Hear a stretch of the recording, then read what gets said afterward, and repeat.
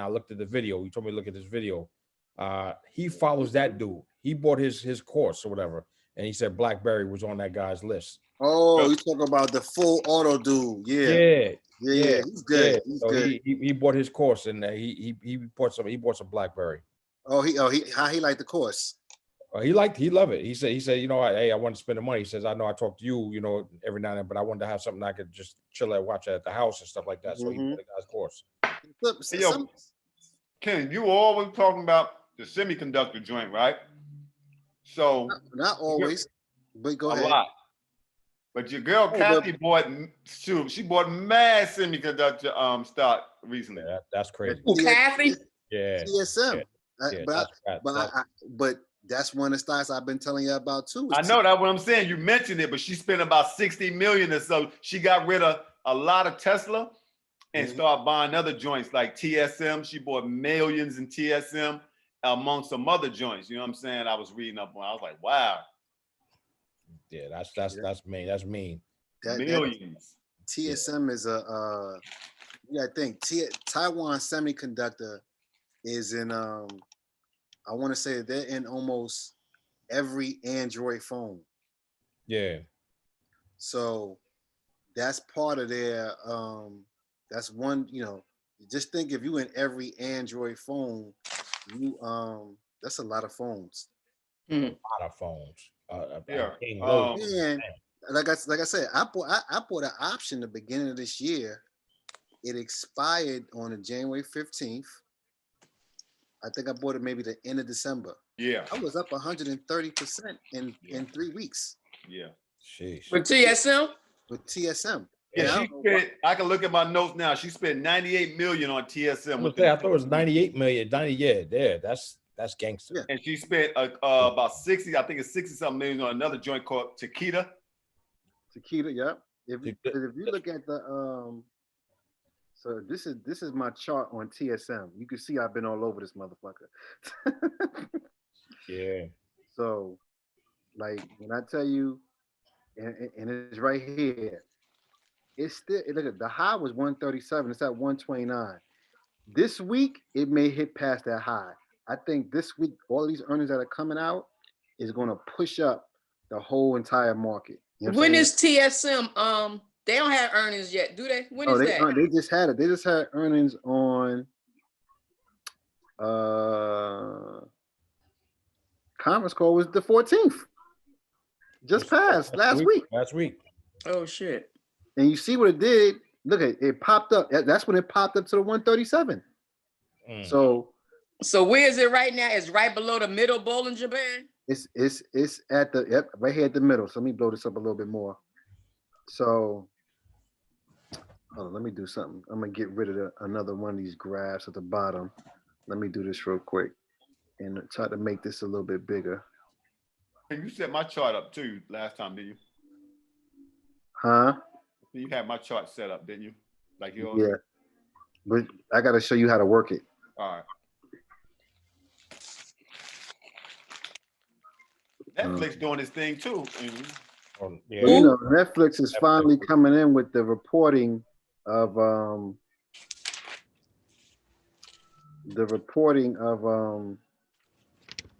their subscribers. So before they didn't have that in there. You know, Netflix is now. Let me bring this down some so I can make it. I think she bought bad Netflix too. So Netflix is now over 200 million subscribers, and just think they just started their India division. That's ridiculous. That's 1.3 billion people in India. You know what I'm saying? And they just started another country. So just imagine once they start getting those numbers in with subscribers, how much they'll take off. But back again to TSM. So right now it's trading between this 124 and this one. Well, you know what? This was the high end, but really I could push this up here to this 137.22. Let me do that real quick. So you just sent the list? Oh, this might be it. Let's see something. Hold on for a second. Okay. This last list, BB in, okay, Neo.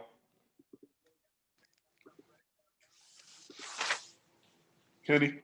Wait, hold on. Let me ask this question. Nah. Has everybody got what you say? Nah, good. Don't get on my bad side. I want to be like your boy for real. Everybody got what? Did everybody get their stock for January for the challenge? Yes. No, I didn't. And that's what I need to. You still didn't do it yet? What? What you waiting for? You the main one talking about January. Hey, my brain be all over, man. I be forgetting shit sometimes. Cause trust me, and I'm about to go over some of the ones that we could have gotten in and that we still can get in up until February. And then you gotta think. This is another thing I want to look at too. I want to show y'all. But see, we keep jumping. Boop, boop, boop, boop, boop, you know what I'm saying? Hey, stay the course, You need an agenda. You need an agenda. I'm gonna get me a notepad. I'm gonna get it. Hold on. You know what? I'm gonna start going. Stay on course. I got it over. I be telling them stay on focus. course. It's over here. They got a notepad. We be all over the place. Yeah, Right. I know. stay on course. It's so much. So here we hold on. What we gonna talk about? Hey, yo, Yeah. when you be doing your classes though, keep me in mind with my 1 year minimums though. Listen, everything you can do everything. Nothing that I'm gonna discuss for the most part is a short-term play, unless I'm gonna say it's a short-term play. All right, cool. You know what I'm saying? What you just mentioned a second ago, Mona? The stocks for the challenge. Okay, hold on, I'm gonna go over there. I'm making my list to the left. If you can see, we're gonna go over pad, on the scratch pad. Right. And I was asking you this last list on the group chat. That's the one you talking about. The yeah, that's what he going over now. Well, he was going to. We're gonna skip over that on something. You distracted. Right. We're gonna stay on course. God damn it. Do what we gotta do because I gotta get off at 6 o'clock for sure. Right. We don't want you to, you gotta partake in your baby birthday. I ain't mad at you. I'm already getting a side eye.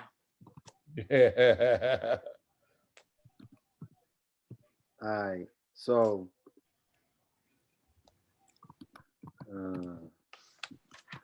back to this TSM situation. You or anybody, that is definitely a play for the long term. I would definitely urge anybody who's looking to get into something, got some money on the sidelines, but looking at TSM, if you didn't want to, some people are skeptical about going into one particular stock, right? So we look at the ETF, which is for semiconductors. SMH. Isn't that Q? Art Q, right? Or something? It's a couple of them. It's a couple of them. But SMH is the more popular one. And let's look and see how that has been moving. I haven't charted it in a minute because I'm already, like I said, I own SMH. I had it too, but I got rid of it. Let me chart it real quick. So what I do is whenever you try an SMH. Yeah, whenever there has been a significant high, I put a line there, and because you can put lines everywhere, you know what I'm saying, but sometimes you gotta look at the bigger picture. And really, I should have did this on a daily chart. Let me go to the daily chart, and I can blow this up. So how I chart is this way. Whenever I see the stock price, I look at the candles. Now each candle represents one day. So, and I'm not going to do this over a certain, I may give it at least a week. You know what I'm saying? But for the most part, whenever it hits a 52-day high, that high is now my resistance because that's where the stock retreated from. You know what I'm saying? Okay. And for the most part, what we if a stock has an upward trajectory, what we notice is that your resistance can also be support. You know what I'm saying? Because every time it keeps going up, guess what? That resistance now becomes that old resistance now becomes support. Or yeah. You know what I'm saying? So these lines will always be here as a metric to show you where the stock price may bounce back up or bounce back down from, depending on where it's at in the grand scheme of things. So if we look at, so we're inside SMH, right? Now I just plotted these right here. So we see it hit a high at 246, 246.79, right? So now it retreated back a little bit to where it closed at 240, 240.93. Great. Now, even though that is below this line right here, it's still in the area. So it may be due, if it doesn't bounce back, this is what you gotta look at. If it doesn't bounce back from this point right here and start making its way back up towards 246, you got to look at it's going to come to this line right here. This 235.68. You know what I'm saying? So what is this? That 235 line is the next support level if it doesn't bounce back from where it's at now. So knowing that, because look at this, it's also retreating back from the top Bollinger Band. You see where that's at? You see that Bollinger Band up there?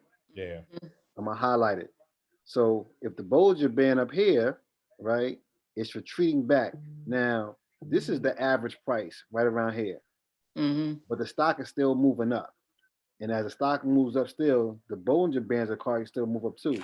So this 235 mark may be a point of retracement for SMH. Now we'll see how this week goes, but you know how this stock is going to move, and this is the bigger picture. So let's say I go into a smaller view of that stock. I look at the hourly. Let's go to the hourly because it may already start making moves to go back up, right? So the lower time frame you go, the lower you go on the frequency. I'm gonna go to the 30-minute. You can kind of see different moves in the stock, right? So let's go. Now this is that day. That day it went down, but this is every 30 minutes. And then it bounced up in after hours, and now it's been flat. You know what I'm saying? It's been that same price. It hasn't went up or went down. Right. This is a pivot point because you see, this is the 235 right here, right? Right. That line is the 235 line.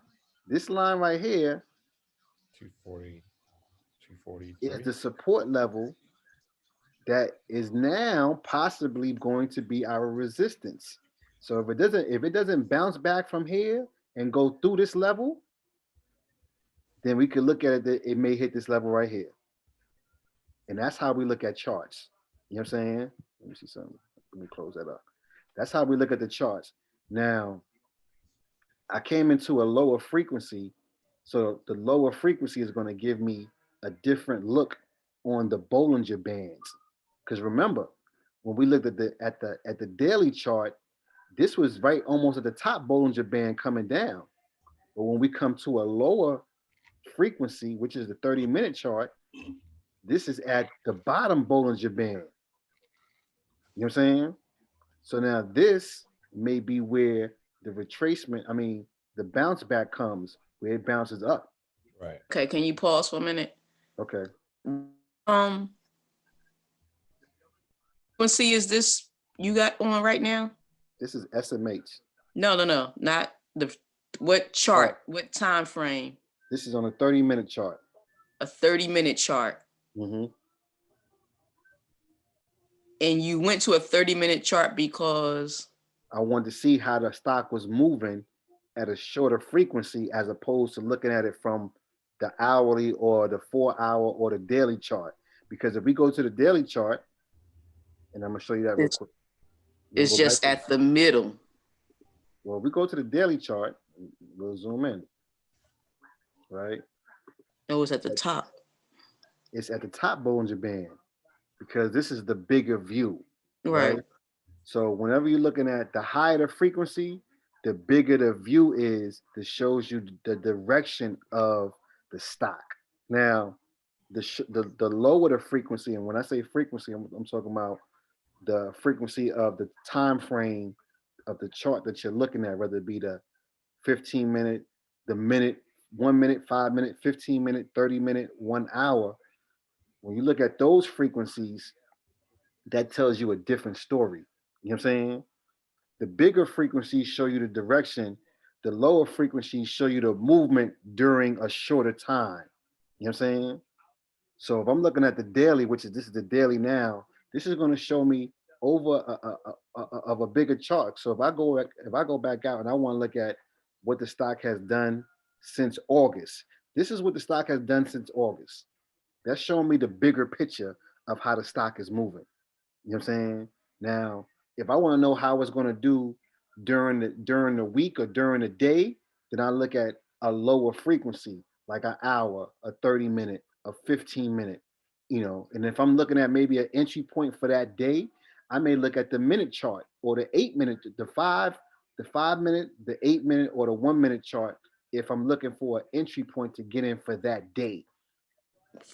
You said 5 minute, 8 minute. Yeah, or 8 minute was something that I learned in a class where it just was a weird frequency number, but it gave you the same look as maybe a 1 or a 5 minute. You know what I'm saying? So when we looking at them, hold on, what's going on? See something. 2 seconds. So when we looking at them, if we want to see how the stock has been performing over a long period of time, we're going to look at the daily chart. If you want to look at years, you look at the weekly or the monthly chart. You know what I'm saying? And that just shows you how it performed over, let's say, if I'm looking at a 10-year chart. I'm not going to be looking at a daily frequency on a 10-year chart. You know what I'm saying?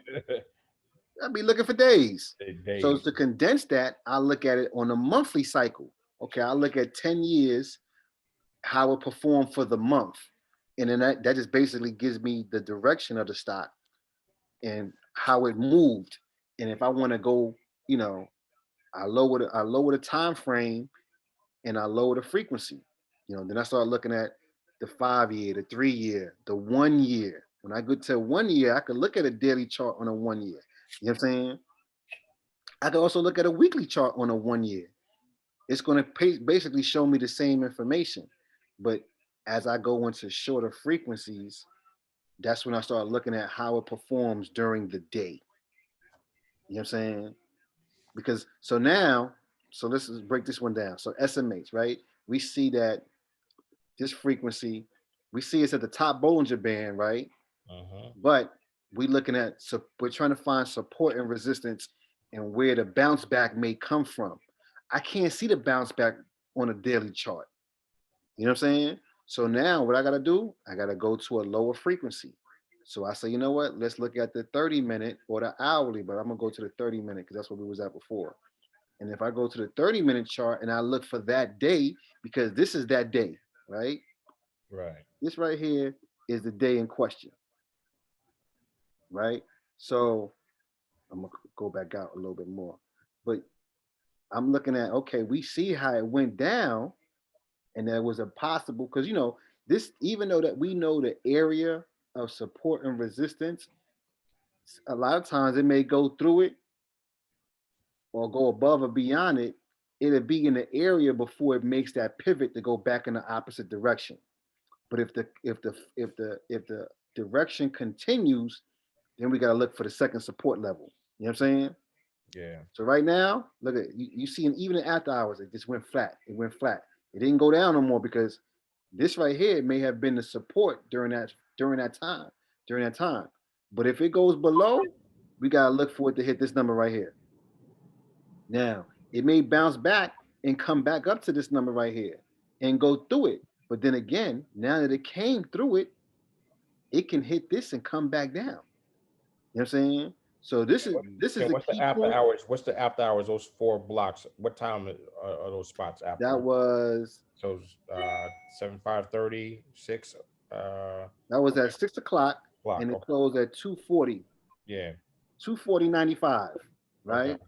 Yeah. So in the post in the pre-market, we'll see the activity pick up at what's it, 7 o'clock in the morning, Right. and start seeing where SMH is going to start maybe coming back up, or matter of fact, look at it. This is where it stopped at. This is at 6:30. 30. Yeah. It stopped at 2:41. So look at that. It looked like it's coming back up. Right. So Man, these daggone charts still be confusing me though, man. I ain't gonna even front. but this is you gotta stay looking at them. And this is the thing. What part is confusing you? Shoot, All of it. I'm still like the Bollinger resistance. You know what I'm saying? Well, so let's back it up. So we that's what we do this for. We back it up. Because I'm gonna be just to kind of play a role. I was starting. Because I don't want you to look at something and as I'm talking, you just like nodding your head going That's along. why I said something. No, that's why I said something. You know what I mean? That's what I want you to do. I want you to say. So, what are you not getting? All right, I'm kind of refreshing because I was getting it, before it was a while ago when I had watched a video and I had set up charts and me and you even talked about it. I started getting it based off the candles and the movement and stuff like that, right? And then that's when XLK just frustrated me, man. And then I was working and you know what I mean? And all of that, so I just like, You got XLK, fee, what's that? He has been tormented. Remember, I was working a lot of Sundays and stuff like that, and kind of, he was having XLK withdrawals. And I would have the earphones on, but I was in the shop working, so I missed a lot. You know what I mean? And then SLK frustrated me, so I was like, oh man. So I'm just getting caught back up recently, and I'm just like, the Bollinger Bands, and I'm just. So do you know? So let me go and take it a step back. So everybody knows what the Bollinger Bands are, right? Yes. Nope. You don't know what the Bollinger Bands are? Nope. All right, so boom. We talked about them. Trust me, I know you talked about them, but. Oh no, that's fine because I can easily go back over it. You know what I'm saying? That XLK had me. I ain't lying, man. Just so that you have a understanding of what it is that we look at. Yeah, because I don't want you to get too far, and So I'm gonna give you the textbook definition, and then I'm gonna break it down. All right. So Bollinger Bands are basically they're 95% of stock's price movement, right? Okay. So it's calculated using a deviation of 2. It's on a 20-day moving average. You know what I'm saying? Okay. So when a stock moves below or above the bands, the price will revert back to the middle. That's what we typically look at, and that's called mean reversion. When it reverts back to the middle Bollinger Band, that little line in the middle of all of that, that's the mean. That's what we call mean. So whenever so right now, for instance, on this chart, you see how it was below the middle. This is the middle one, right? Okay. That's the middle. That's the middle line in the Bollinger Band. Yeah. This is the one that represents your 20-day moving average. So all these are all moving averages. You know what I'm saying? So whenever we are below that and it's making its way back towards the middle, that's mean reversion. You don't have to really know that. That's not like a quiz question. Yeah. You know what I'm saying? But I just want you to have a basic understanding of whenever, typically, and this is like the typical movement, whenever stocks go to the bottom or the top of the Bollinger Band, a lot of times they'll make their way back to the middle. So, but the middle also moves up and down with the price. So it's not like this stays constant. This also is a moving average too, because it is based off of a moving average. Movement, yeah. So but the price will always make its way towards the middle if it reaches the top or the bottom. Now, if it reaches the top, that means if it's going up, guess what? That middle, this line is going to start going up. You know what I'm saying? So now that mean reversion line price is going to go up as well. Exactly. And sometimes if the price moves faster than the moving average, that's when you see things like this. Let me see if I can get you all right, boom. For instance, same situation right here, right? So let me I'm gonna mark it real quick. Oh, let me blow this up. Oh, my eyes killing me. Oops, hold on. So that might be too bright. Let's lower that down. So that might be too much. Let me just delete that. So you see this area right here, right? Yeah. Yeah. All right. Same situation we just seen. The price was going down and it was almost close to, it was near the bottom Bollinger Band, right? Okay. But it was making its way towards the mean, which is the middle, right? Which is the blue, same middle one, yeah. Right. So if I tap on it, it'll get highlighted.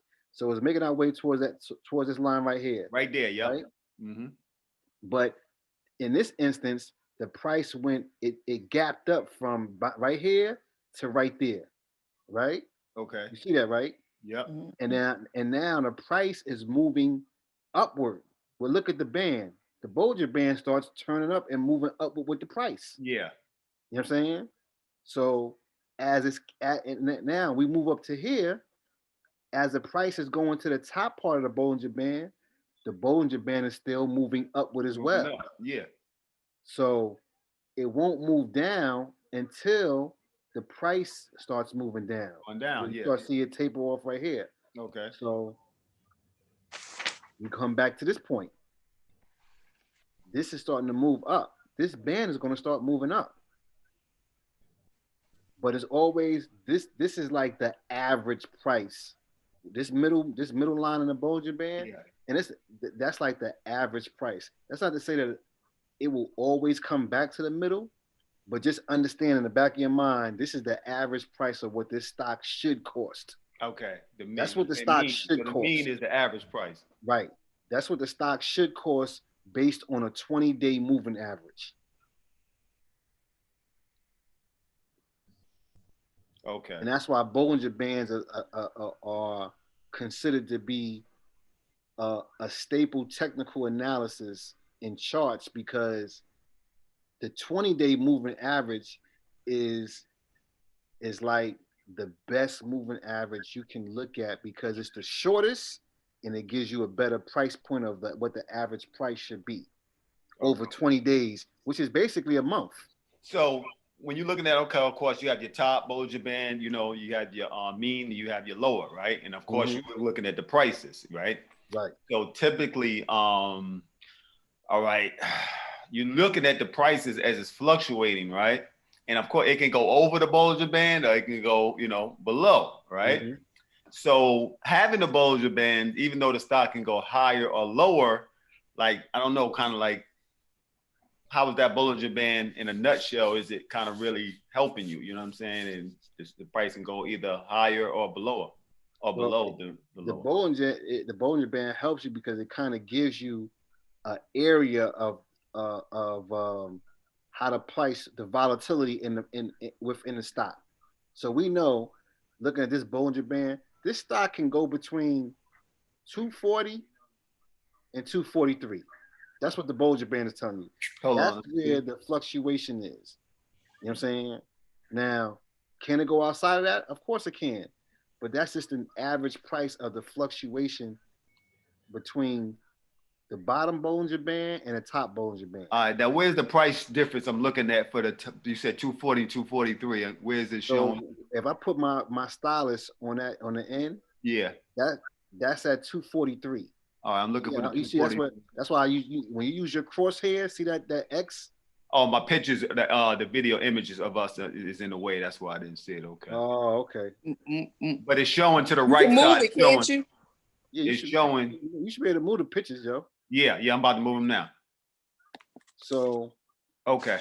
If you look at the crosshairs, if I come to the end of that Bollinger Band, yep, all the way to your far right tells you at what price I'm at. I got you. You know what I'm saying? So if you look at the bottom one, that's 239. You look at the top one, that's 243. I got you. That is the width of the price that it can swing in. Yeah. In that time frame. Each time frame is going to be different because you're going off of every time frame is a different moving average. Yeah. Yeah. So every 30 minutes, because we're on a 30 minutes frequency, every 30 minutes it could be something different. Yeah, and go high, like you said, you can bust through those or whatever, but that's typically right. But just looking at it on the app and understand the only way it would jump outside of that is if you had good or bad news. But really? On a regular average trading day, this is the width in which. Okay, so that's what I'm getting at. Okay, so that's it. Typically, will stay in there. Right now, of course, news affects the market. So if some news comes out that affects that stock, it may jump outside them Bollinger Bands. You know what I'm saying? Mm-hmm. Or jump below them. So, but typically during a regular trading day, this is the range at which it would stay in. You know what I'm saying? Based off of that 30-minute on that frequency in that time frame. So that's why Bollinger Bands is so important, because it kind of gives you a range of where the stock is going to trade from. Knowing that the middle is like the average.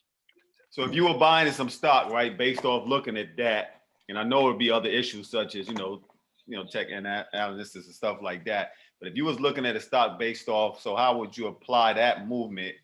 Basically, what is that movement telling you? Like, all right, this stock here, this is I should buy or I should not buy.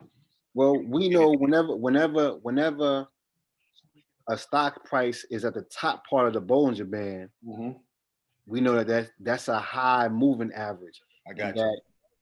It's not technical. Now, mind you, it could be at the top part and still keep riding the top all the way up. Yeah. But we want to look at it like, okay, well, that may not be a good point of entry for us, because what it does is an indication of a point of entry or a point of exit. You know what I'm saying? So if it's at the top, we don't want to buy. That's like with anything. You don't never want to buy at the high. Yeah. You know what I'm saying? You want to be at least in the average or buy at the low. I got you. That way, you got upside potential. You know what I'm saying? So this helps. So the Bollinger Band is helping give you an entry point or an exit point. All right, so that helped. That information definitely helped. Our general rule as a team is don't buy at the high. As a team, Right? Yeah, that definitely. Never want to buy at the high, because don't do that. Because if a stock is too high, you don't know when that pullback is going to come. Right. So sometimes just because you like the stock, it may not be the right time to get in. Yeah. You know what I'm saying? So can you pull up a random stock real quick and just like just say you were looking at something and just like, all right. Yeah, I'm gonna go back at TSM. Okay. Yeah. All right, cool. Stay on track. All right. If I go back at TSM, right? And now, where am I at? Top part of the bowl. Top, yeah. But it's pulling back. Yep. Right? But then, what did I say? I'm looking at this as my next support level. What level? You know what I'm saying? Now, what did I say? It doesn't necessarily have to go to this line, but this is where my next support level is. So there's a high probability, depending on what news comes out tomorrow or tonight or today or this week, that this stock can rather go to this line or it could pivot and start going back up. Now, my high is the 137. Yeah. You know what I'm saying? So that is my new resistance level. Until it breaks that 137, it's going to trade between 137 and 124. So we want to catch it to see, okay, let's see how the movement is. Are we in what they call, you'll hear the term whipsaw. Whipsaws is basically a range, right? Now, and for example, like we seen Apple trade in a range for damn near 3 months before it broke out, right? After it had the split, it traded between 120 and 104. Now, did it go past 104? Yeah, it did. Did it go past 120? A little bit, but it always came back and pivoted back to that range. So you always want to just watch out for the range. But if you want to get in, you want to get in now at that 129, or like I said, you want to see. Oh, matter of fact, we'll do this. That was a daily. Let's go in a little deeper. Let's go to the 30-minute on this one to see how it was moving during the day. So now the chart is the chart. Our resistance and supporters are going to always stay there. So look at it now. We see, based off of this, it was in a downward trajectory, right? See that, right? What is that for the day? That's for the day. Okay. So if I come from right here, that's a downward trajectory. You see that, right? Yeah. So, but we looking at the chart, knowing what we know, okay, there's a support level around here. So hold on. Let me make the chart smaller. There we go. We see that there's a support level right here. Now, it can go there, but look what the stock did. It looked like it's trying to come back up. Hold on. So if I'm looking right here, that looks like it's trying to go back up. And this is the after hours. The gray area is the after hours. The black area is during the day. So you see that? You see where it's trying to pull back up? That's what happened. Now, during the day, it was going down. But in after hours, it pulled back up. So it could be headed back to this 134 or that 137. You know what I'm saying? And 134 was a pivotal point, because look at it. If you look at this line right here, keep going all the way back to when it was plotted, right? It was plotted this day right here. Now, the stock went down, right? It hit that 124. You see that again? You see that right there? It's on that support level. It bounced back up, but then it bounced back again. It went down. Look at this. This one day it dipped down. It went as low as 123. You know, remember what I told you? It can go past the support, but then it bounces back up. So it came back up, started going back up, almost to this 134. It didn't quite. The buyers was trying to push it back up to this 134, but here come the sellers in the red, pushed it back down again, keep going flat again.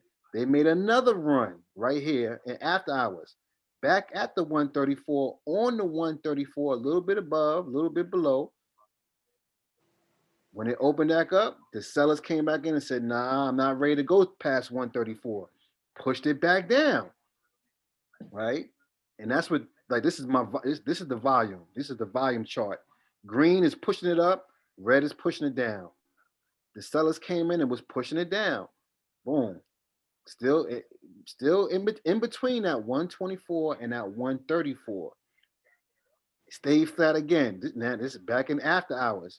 They pushed it back up to 134, right?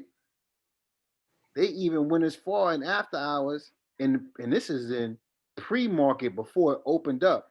They pushed it as high as 137. And that's your top Bollinger up there, all the way up top. Right, that's the top. See, it's all the way at the top of the Bollinger Band. What's your dotted one? That's just another one you created, another resistance line. Which one? Which right here? Yeah.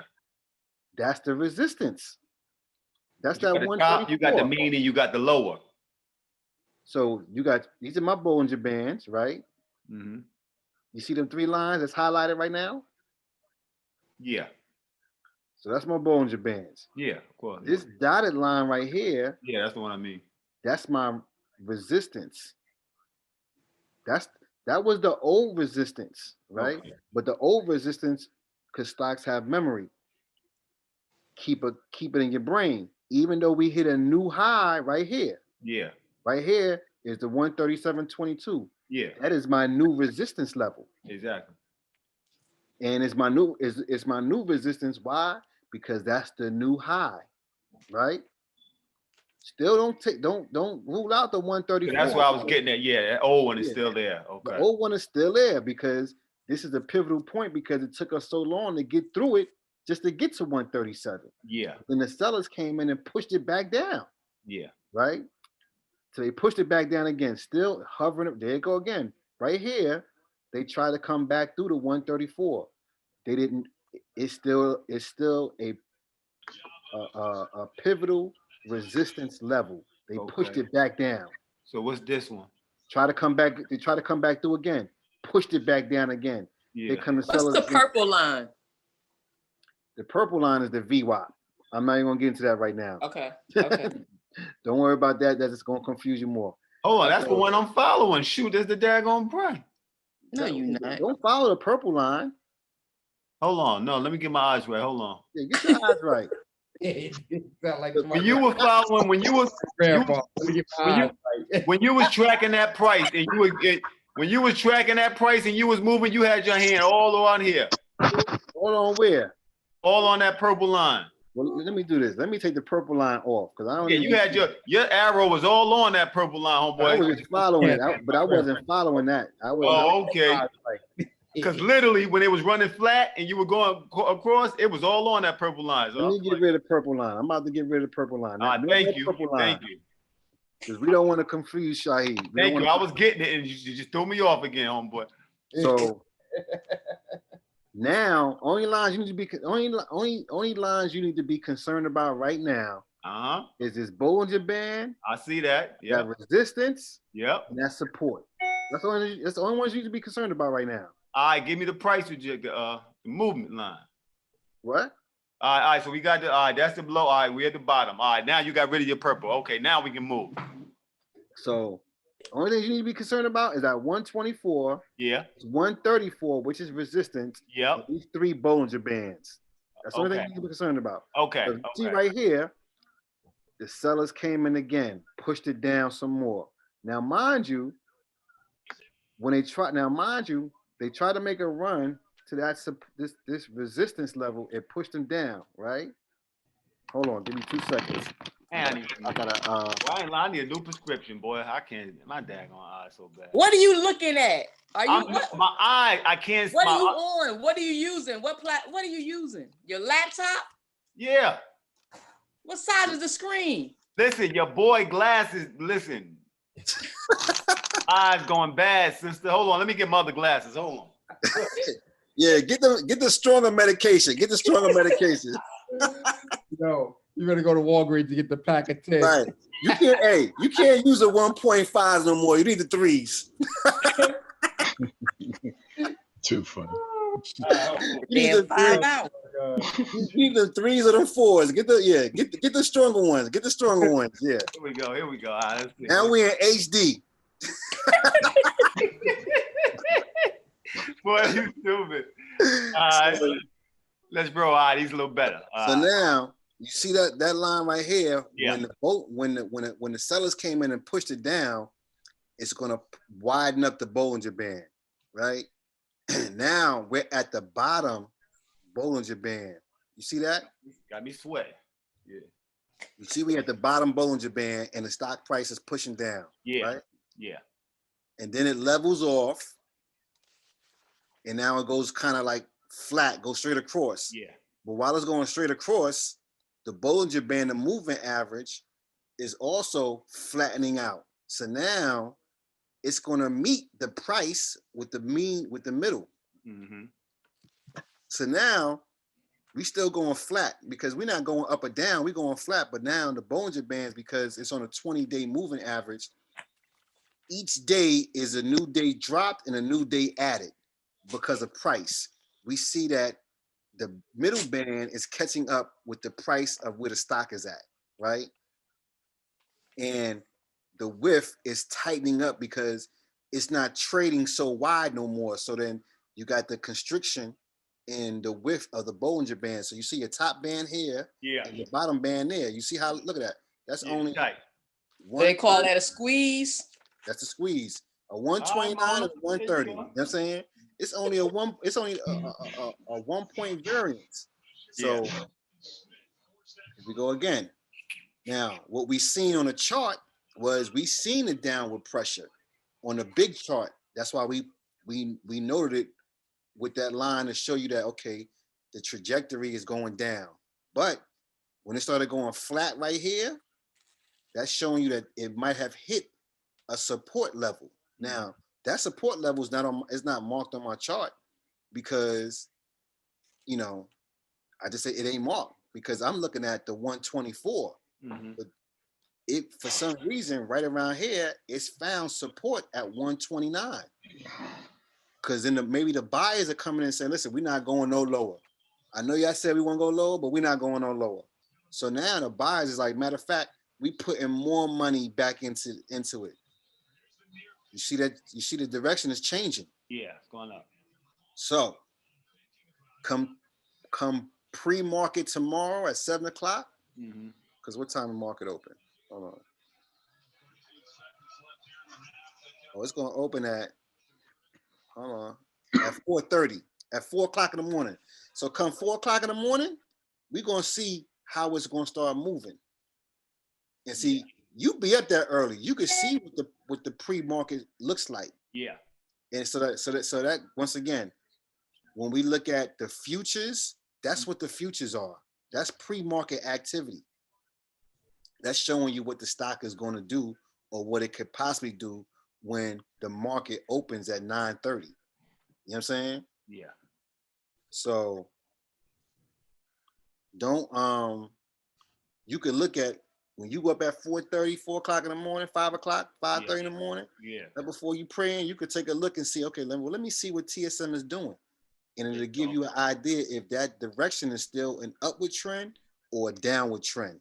Okay. So when it opens up at 9:30, you know, even though it closed right here at what did it close at? It closed at 129.14, right? Now we see that's what that price right here. You see that right there? Yeah. That price at the top? Yeah. I'm circling. Yeah.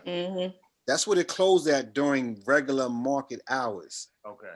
Right now, in after hours and pre-market, it's at 131.18. So when it opens up tomorrow, let's just say it stays right there. It's going to open up $2 from the break, from the beginning. So you know how when you look at that stock and it's 9:30 and it's already up 10 points, that's because of the pre-market activity. So tomorrow, if it doesn't do nothing else, it's going to open up $2 higher. You see that? Yep. You see it, Sha? Yeah, I see it. Yeah.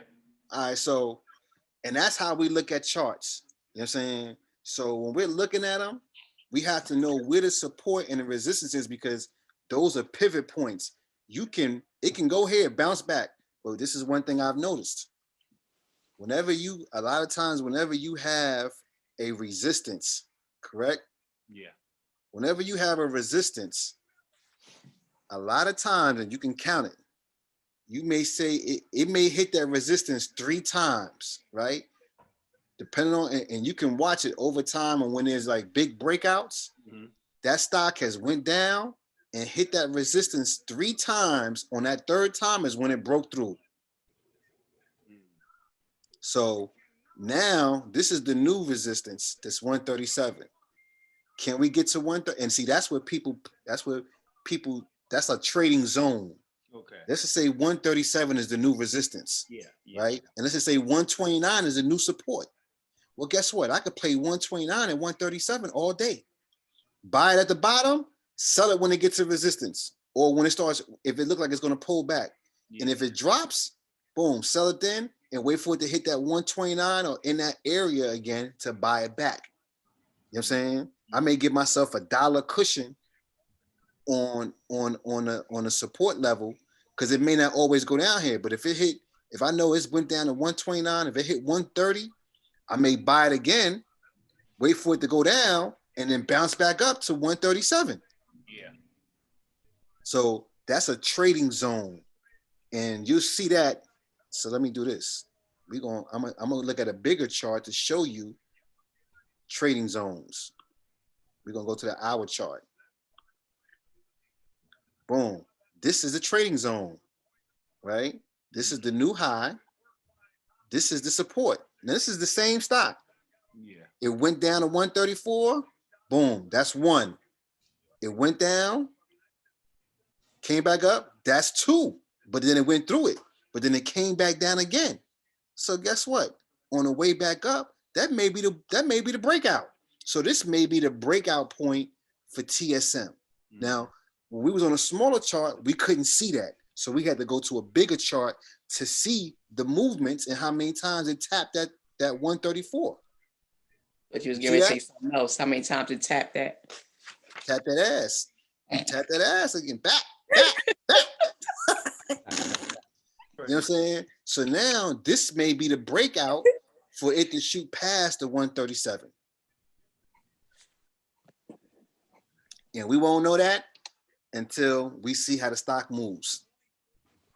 But looking at this chart, that's because guess what? Even though it was going up, we had higher lows. Now, understand this. Understand what I just said. Higher lows. Here was the low. It was a higher low in this area, right? It was a higher low than that. This was higher than that. That's basically like saying higher highs, higher lows. That's all an upward trend. Now, if it was going on a downward trend, then we would be looking at this. Lower highs, the high right here was low, the high right here was low, and lower lows, the low of it. So we're showing a downward trend. So higher highs is showing an upward trend, and lower lows are showing a downward trend. But I ain't gonna say all that to confuse them. It was like it's on an upward or it's on a downward. Okay. But you may hear that listening and reading other people's publications and just getting an understanding. Definitely you know what they're saying. You're gonna definitely hear that more. You know what I'm saying? So if you're hearing higher highs, that means it's on an upward trend. If you're hearing it's hitting lower lows, that means it's on a downward trend.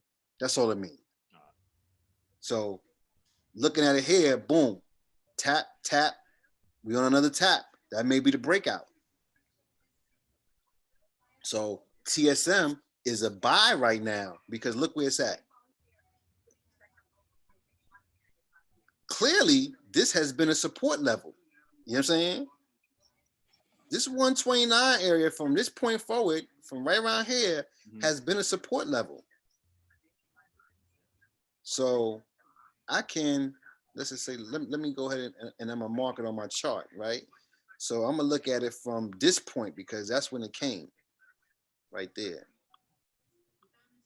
And I'm gonna make this, I'm gonna make it a red dotted joint, make it kind of thick. That worked for my eyes. So now, when I come in and I zoom in, I can say, okay, that's another support level. It is my kind of chart, right? Okay, there we go. You can see it? Yeah, I can see it, homeboy. So now you can see that as a support level, right? So now, because it's written it on several days, you know what I'm saying? Never coming through this mark right here or around it. Now, right here, it went through and came back up, but it's around here. It's around that 129. So now, looking at us right here, we know the support. We see that it's a possible upward trend and post-market activity. This can be the breakout for this week. So what we'll do is, let's just say Wednesday, Thursday. We just see where TSM is at. And if it's up here, then we know we've seen it already. You know what I'm saying? Yeah. But looking at the chart, if I go strictly off of technicals, because this is what we call technical analysis, strictly off of technicals, that's my buy right there. Tomorrow, bing, I'm in it. So what I'm gonna do, I'm gonna go over here, I'm gonna click on trade, I'm gonna look at what the option chain is looking like. So let's say I want to do, if I believe in TSM, I do a year out, right? I'm looking at the year out option. Hold on, let me move this out the way. I'm looking at the year out option. I may say, look at it, here's a new contract just came up. I was just gonna say, is that a new contract? It's a new contract, that 200 We at what we at? We at 129. And, So if you think, and mind you, we don't have to be in the money to make money. You know what I'm saying? But if you say I want to throw a couple of dollars in here, it's $580. It'll be worth $550. Let's just say this is January. Come August, it's at 15. You'd have made 200% of your money. yes, sir. You know what I'm saying? Sure. Mm-hmm. So that's a way to play it. You know what I'm saying? And that's on a January, and that's August. And that's only with what? That's only with what's that, 45?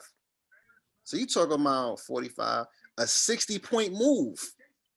If it makes a 60-point move, you'll be at 1560. If it makes a 20-point move, where you'll be at? You'll be at 180. 780. You would have made about maybe 70% of your money. You know what I'm saying? Mm-hmm. TSM has swings like that. Shit, it went down $5 on Friday. You know what I'm saying? So you can get into the yearly option. You can get into that January 22 at even the 200. And if you want to throw, so you know what? I want to be a little further in the money and go up here and get it get the 170 and only be 50 points out the money. You know what I'm saying? Put you closer in the money. But and you got a little ways to go. Look at it. It's money in these options. And look at this. On this right here. On this day, well, on Friday, 360 people bought into the 150. You know what I'm saying? The 150 is at 1450. You already got over 3,700 contracts. Shit, you got 5,000 in the 130. Like they're buying the positions, some for long, some for short. But this is a January 22, and look at all this activity in it. So people buying the positions because for over the long term, they like, listen, 8, 9, 10 months from now, shit, a year from now. You know what I'm saying? Let's just see what the stock price was a year from today. This is out of curiosity. What was it last year? Let's go to the 3-year weekly, right? And this is the bigger chart. You see that, Sweet? Yeah, after 3 years. You change your glasses back. Yeah, I see it. This is the weekly over 3 years, right? So 3 years ago, what year was that? 2018. Let's go to 2018. January. We right here. All right. We was at, look at that. 34. No. We're not going 3 years. We're going a year. 2019. My bad. I went too far back. I was gonna say, why are you doing 3 years? Right. I went too far back. Calm down, Tiger. She's like, Dungeon Dragon. you know what I'm saying? Calm down, Tiger. I got you. So January 20. Let's go. This is the weekly. Here we go. We was at $36. Wow. The beginning That's of 2020 or 2019? This is 2020. Wow. And that ain't even the bottom, because the bottom was in March. Right. Hold up. Am I in the wrong one? No, matter of fact, I'm in the wrong one. Here, go right here. My bad. I was in the wrong one. You're right. 44. It was at $58. Let's just go to the high. The high was at $59. This is where the bottom came in March. Last year, this time it was at $59. So this stock has went up 70. Let's just say it's at 60. It went up 70 points in a year.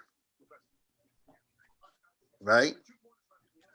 So and that's with Agent Orange in service in the house. So if it went up 70 points, so let's just say you was right here and you would have gotten let's say a 80 strike, a 2020, 21, 8 or 2. You bought a 2-year leap because we want to look at what it would have been for next year. Yeah. And you was at the 80 strike, how much it would be worth. Let me just, we're going to go back in time. So we go to 80. Now, depending on how many contracts you got, it will be worth 5,000, 5,100 per contract. Imagine you bought that same contract at the 580. Right. You just turned $508 into $5,100. Yeah. And you still got a whole other year to go.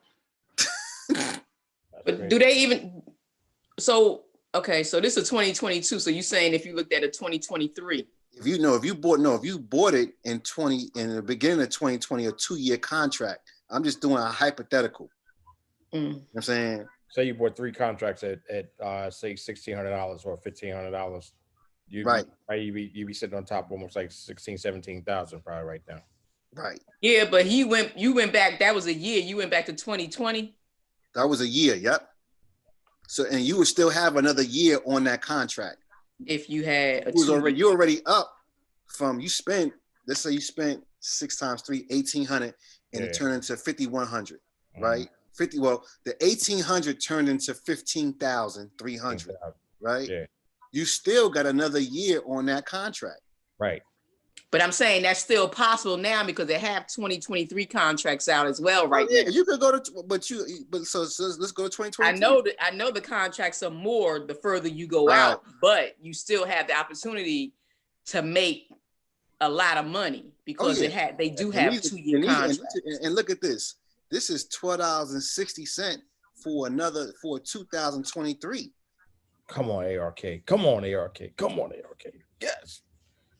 So, it's a whole lot of scenarios, but you want to be in good, once again, you want to be in good stocks, good ETFs, so that when some of these corrections come through and that joint drop, you ain't worried about it because guess what? I'm going to get my money back. Right. I'm in a good position. Right. That's the whole thing about buying time and being in good position. Now, we could look at some of these fly-by-nights and do some quick money, do some quick trades, but you don't know if they're going to be here next year or what that stock price is going to look like. TSM, they're in every Android phone.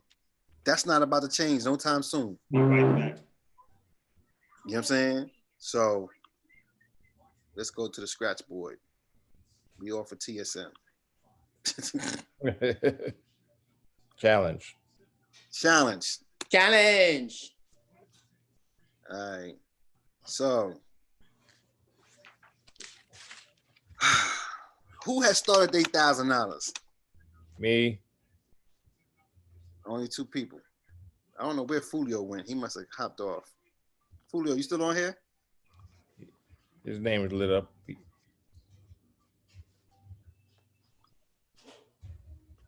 Oh, Sly's on silent. Yeah. Oh, silent Sly.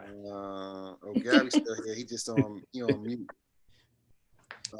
So those are y'all who have started. So where y'all at with your $1,000? Well, my $1,000 was running like gangrene for like the first week and a half. I was at like 28%, 29%. Now I'm back down to 14%.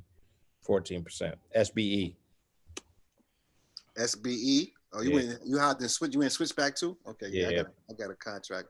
I mean, I could say I probably in. I'm in. I mean, I've started my 1,000, but I didn't because I've been just hopping and buying different things. Yeah. I can't really say that it's in the 1,000 because I'm looking at a whole lot of shit. But this GME, look at that. Yeah. I need to play a put on that because that's going to fall back down. Yeah. That is not, look at that. Look at that. $76. That thing is coming down. I just don't believe it. I can't believe it. Why it even went up like that, but it got to come down. This shit was just a fucking $14. Yeah. This is crazy right here. And this was, what day was this? This was on the 13th. It went up as high as $38 and it was as low as $20. That's crazy. Yeah, that gotta come down. It may dip up some more, but it gotta come down. But yeah, on my challenge, so I'm looking at a couple of different things, and these are some of the stocks I wanted to look at. Okay. Okay. Oh, got company. Yo, can you hear me now? Yeah. Yeah, you are. All right. I just want to let you know that I'm not alone. I got Mini Me with me. Listen. I don't know if that's a good idea. Yeah. But I'm on it. But okay. I'm on it. All right. All right, y'all. Hey, he need to be on here practicing. You're right. You're right. Because like I told you, there is no age minimum to learn how to make money. If he, whatever he figure out, like if he likes whatever he likes, have him look up those companies. Mm-hmm. You know what I'm saying? Yeah, how much their stock so is. So what are some of the things that you like, youngin? Nike, Microsoft, Apple. So this is going to be your homework. Listen at him. I need, this is going to be your homework, and you guys tell us to your pops. I need to know how much money Nike made the last quarter, how much money Apple made the last quarter, and what was the other one? And Microsoft. How much money Microsoft made the last quarter, and who is the CEO of each of those companies? Okay. Easy breathe. We ain't gonna make it hard. Real easy. That's easy work. I'm gonna see if you can find it though. So that's your homework for next week. You got a whole week. You could Google that. I'm gonna do it right now. All right. Oh, and hold on. Now since you talking about you can do it right now, I got something else I'm gonna add to it. I need to know the 52-week high and low. What do you mean? Like, can you elaborate on that? Oh. You can tell that's sly, son. You know what I'm saying? So when I say the 52-week high and low, that is the lowest price the stock has been or the highest price the stock has been within the last 52 weeks. That's how much a year. Oh. All right. Well, I heard y'all was throwing up a little grown-up word, so he can just teach me the concept after. Oh yeah, and most definitely. He most definitely. But this is it's so easy. Like you're gonna notice. You trust me. You hang out with us for a little while. You got your future's gonna look real bright. Right with the big dogs. Real bright, and all them things that you see that you want in life, whether it be toys, cars, games, you'll be able to buy it on your own. You won't even have to ask your father. Right. Wait a minute now. Don't give him too much clout. You could be like, Dad, I could buy it on my own. You know what I'm saying? Gotta ask now whether or not he can afford it or not. That's another story. But you gotta ask. You gotta ask, but you could say, you know what? It can come out of my money. You don't have to use your money, Pops. Yeah. That's a beautiful thing. Is that right? All right. Well, have a great night. All right. Thank you. You too, man. You do take it easy. All right. I'm gonna check in. We're gonna tap in and find out. Young Slick. Yeah. But I mean, and I say that for I've always told everybody, all of y'all that have kids, like, get them involved in this. Imagine knowing this at that age, that he can take all kinds of risks because he still has a whole lot of life ahead of him. Oh yeah. Mm-hmm. But imagine if it goes right for him. Mm-hmm. Yeah. How much further along? How easier things become when money is not an issue.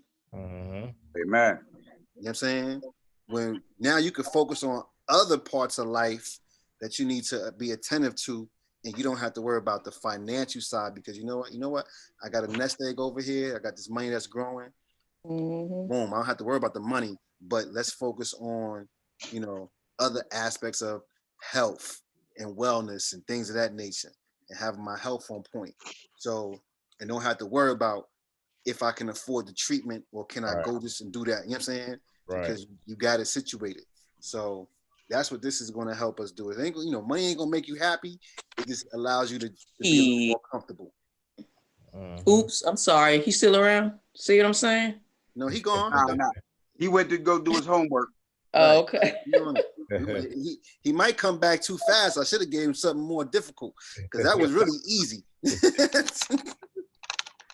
but you get them in a habit of doing the easy stuff. Oh, that's it? Okay, cool. Yeah, I want you to, that's it. Now do it for 10 companies. You know what I'm saying? Right. Because it piqued their interest, and then they start getting. You got to change the mindset. Change the mindset. So listen, as opposed to always being a consumer, now we're going to be investors. Blowout. So listen to this. So he's talking about this challenge, right? And I told y'all about MJ, which is the ETF for cannabis.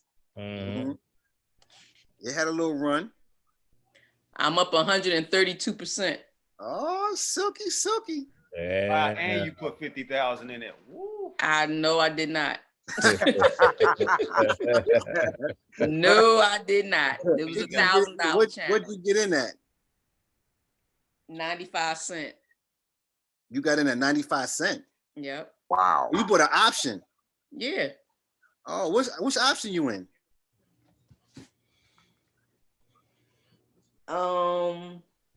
July 16th this year, 23.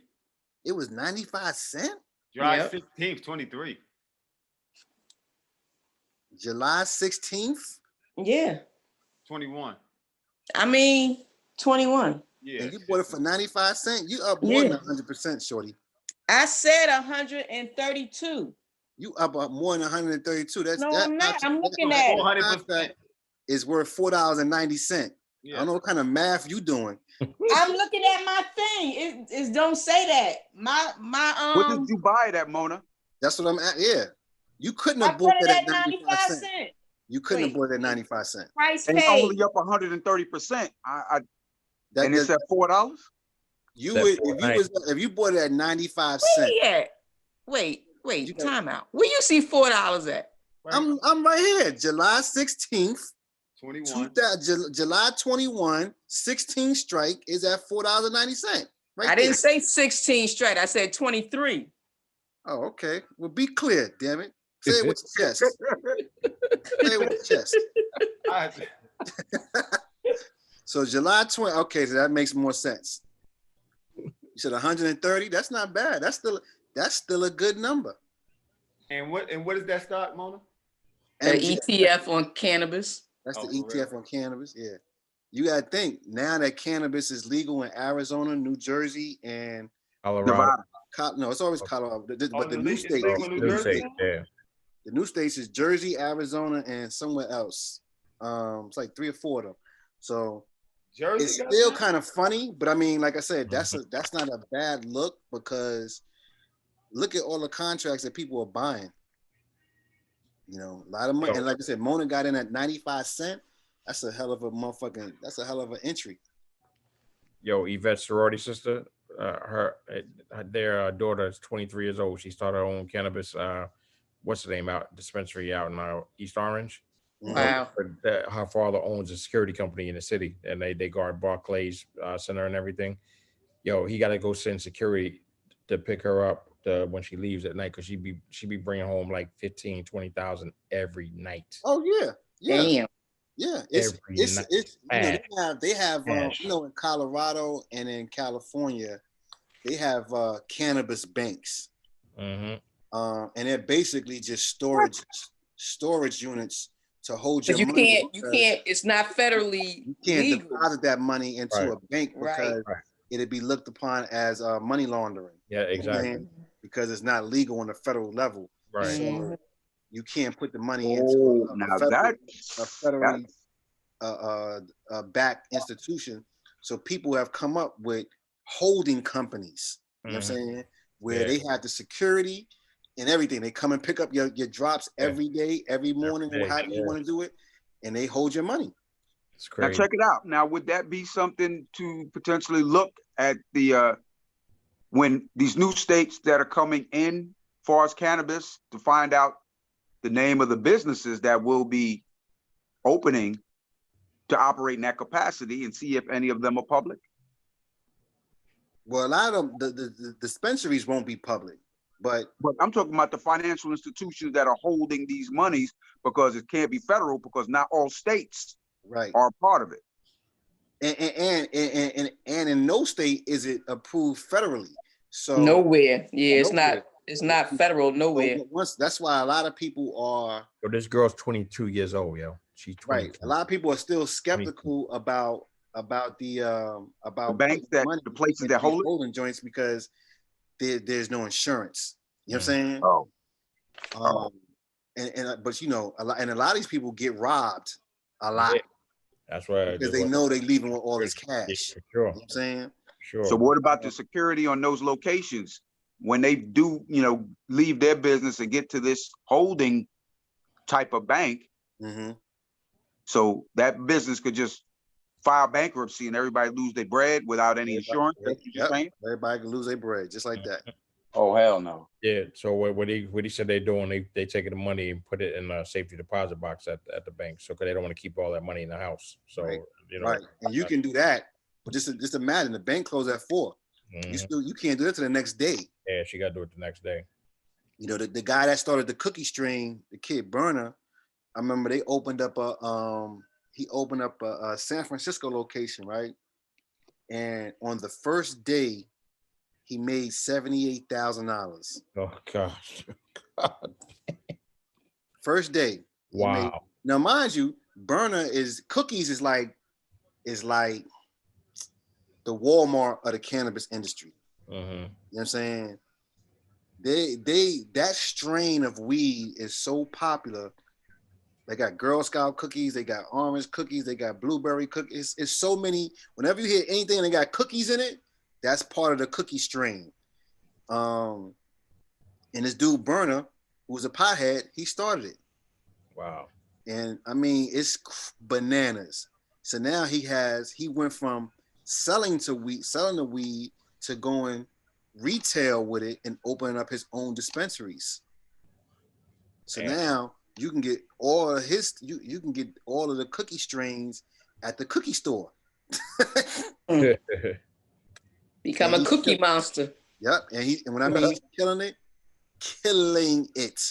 It doesn't even make sense how much money he made. It's crazy. All right, off subject. But yeah, MJ is a really good it's a good play. I mean, the numbers are there where when you can see contracts under $5, but on a high end be as high as $16, $15. That's a nice little accumulation that you can get to, because that just shows me that okay, it can go to that number. You know what I'm saying? Given news, income, sales, volume, we can get to that number. You know what I'm saying? Right. So if nothing else, you look at if you bought it at $2.35, because this is the one that Mona's in, it's worth $2.10. That means there is a 25-cent spread. The spread is the difference between the bid and the ask, right? 25-cent spread. That is phenomenal. And then you look at, okay, how many ticks or how far does this stock have to move up the option chain or in the stock price for me to double my money? So if I bought this, let's say it was still this price come Monday morning, and I put and now my $2.35 contract is worth $2.10. How long does it take for me to get to $4.20 to double my money? We look up the scale and we look at 17 and 23. It got to go up 6 points to get 100% return on option. 6 points. That ain't a lot. Mm-hmm. But the problem is these stocks don't have big moves, because look at it. It went down 4 cents on Friday. Mm-hmm. So they don't have big daily moves, but they can have decent moves over time. So clearly, if we look at the chart, we go to the chart. But look at it this way. Look at this shit. So look at the chart. So what was this week? This was this week. It was at The 19th. Hold on, what was Monday? Let's just we're gonna mix apples to apples. What was Monday? Monday was the 18th? 18th, yeah. Look, it went to $20.97 on Monday. Wow.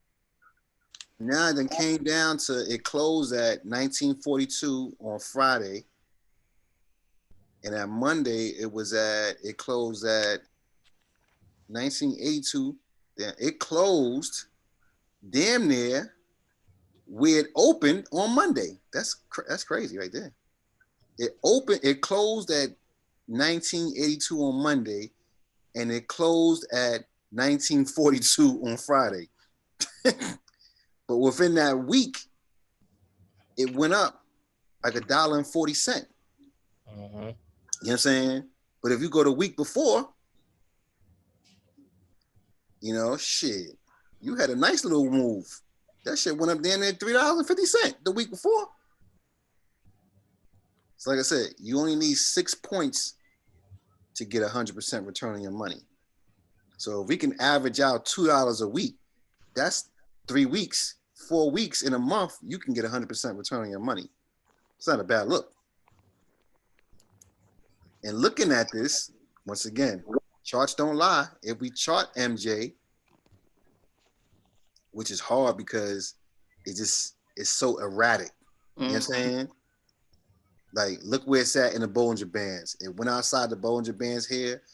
It looked like it's coming back, but I haven't even found a plot to like, I can plot this because this was the high, you know. So that's the resistance. That's the new resistance, but then I got to find out where the support is, because support may not be right there. So let's go to a smaller chart, because a smaller chart will give us an idea of possible support. So boom. See how the retracement is? This looks like a support level at the 1876, because it was on a down, it was going down. Let's pull it back out. It went back flat. Hold on, let me fix this one. Activate that. Make it to where it's supposed to be right here. All right, that's good money. So we look at right here, because this is the lowest point in that week, 1875. Let's go back some more. Okay, 1875 don't look like a 17. This is, let me see. Hold on. See how it's flat during the day? Those are possible. This is a possible support area. 1778. That's what we're gonna mark that, because it's been hovering on that line. You know what I'm saying? So that's a possible support.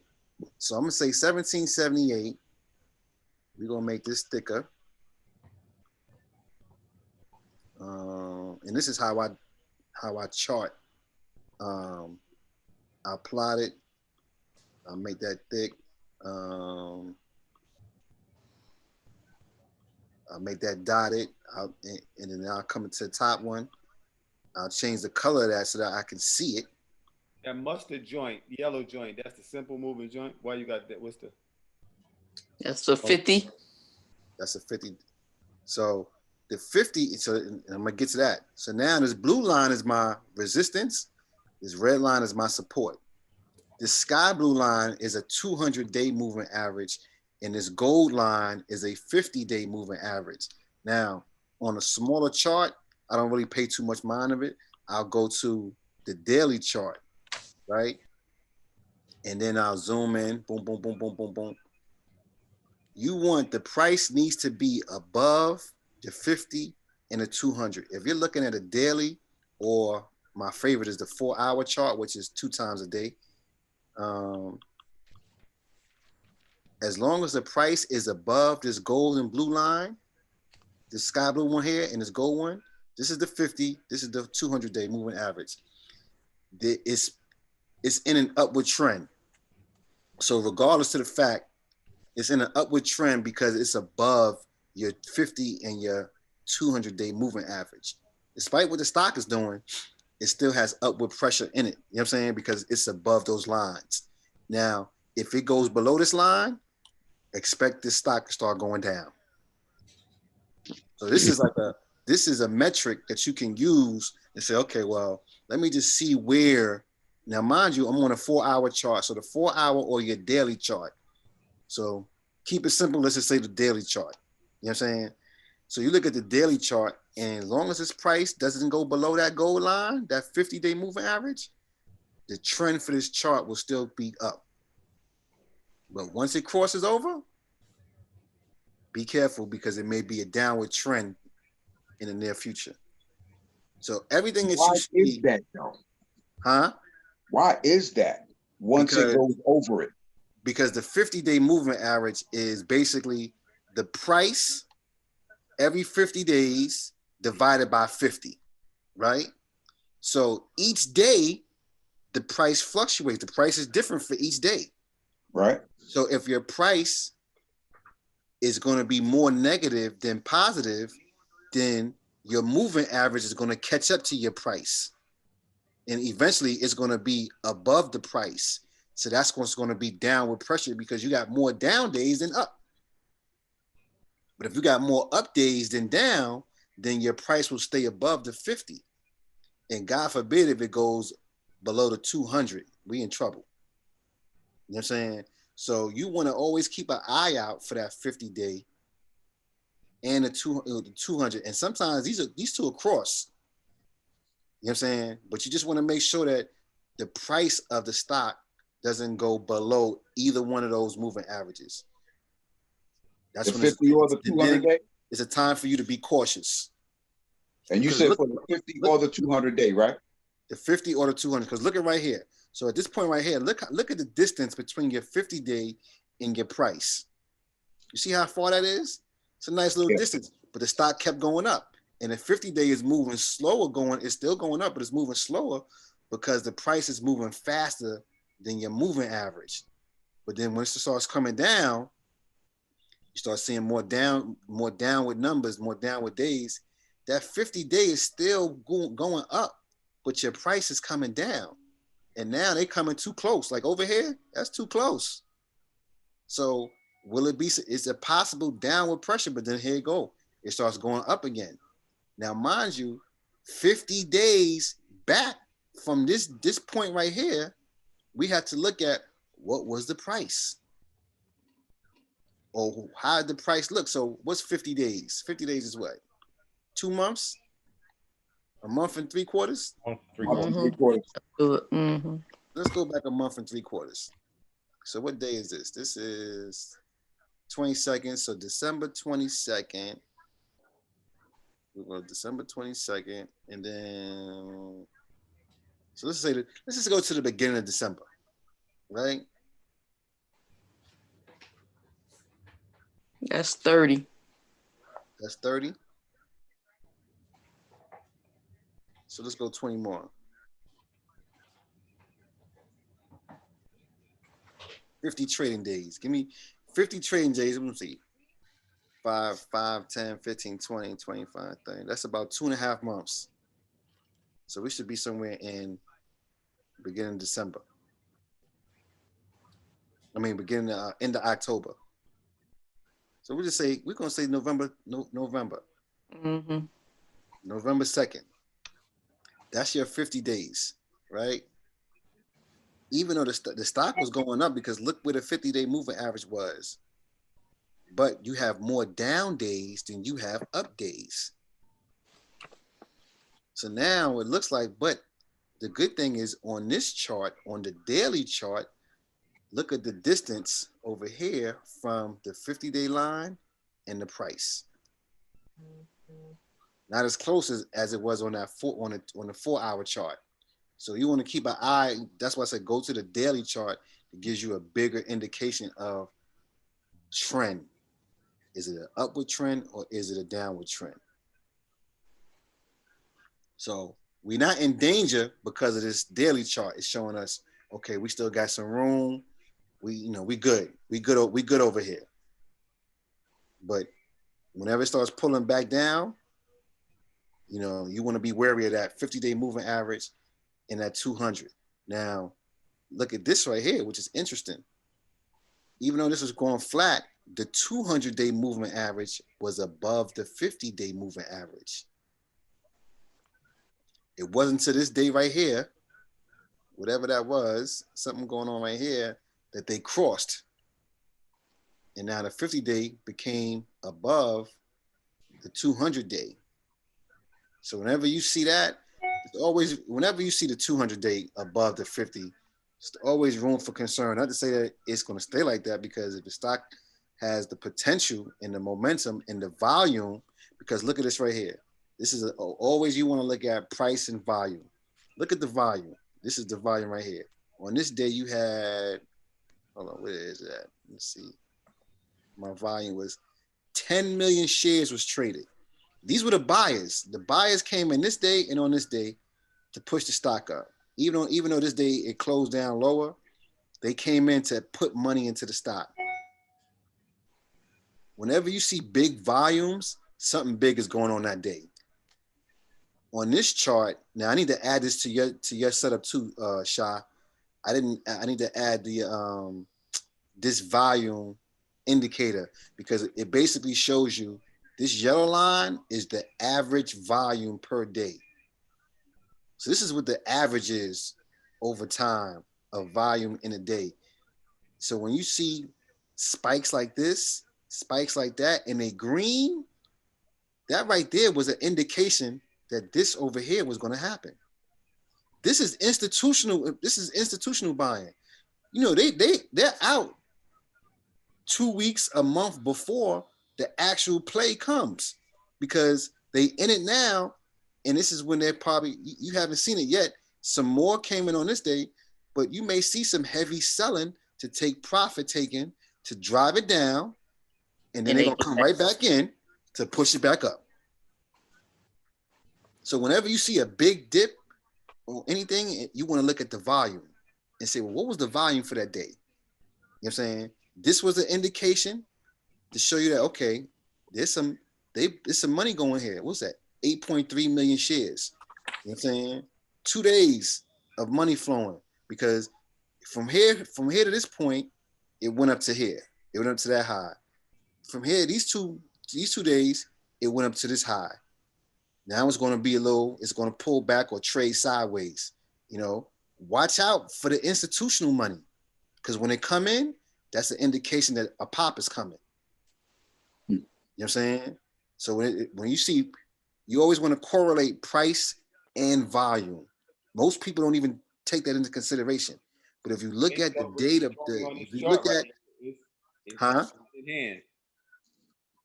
Now, based off what you just showed, as far as, you know, looking right here below and looking at that chart, it's going hand in hand. It's like the volume and price go hand in hand. That's textbook. You know what I'm saying?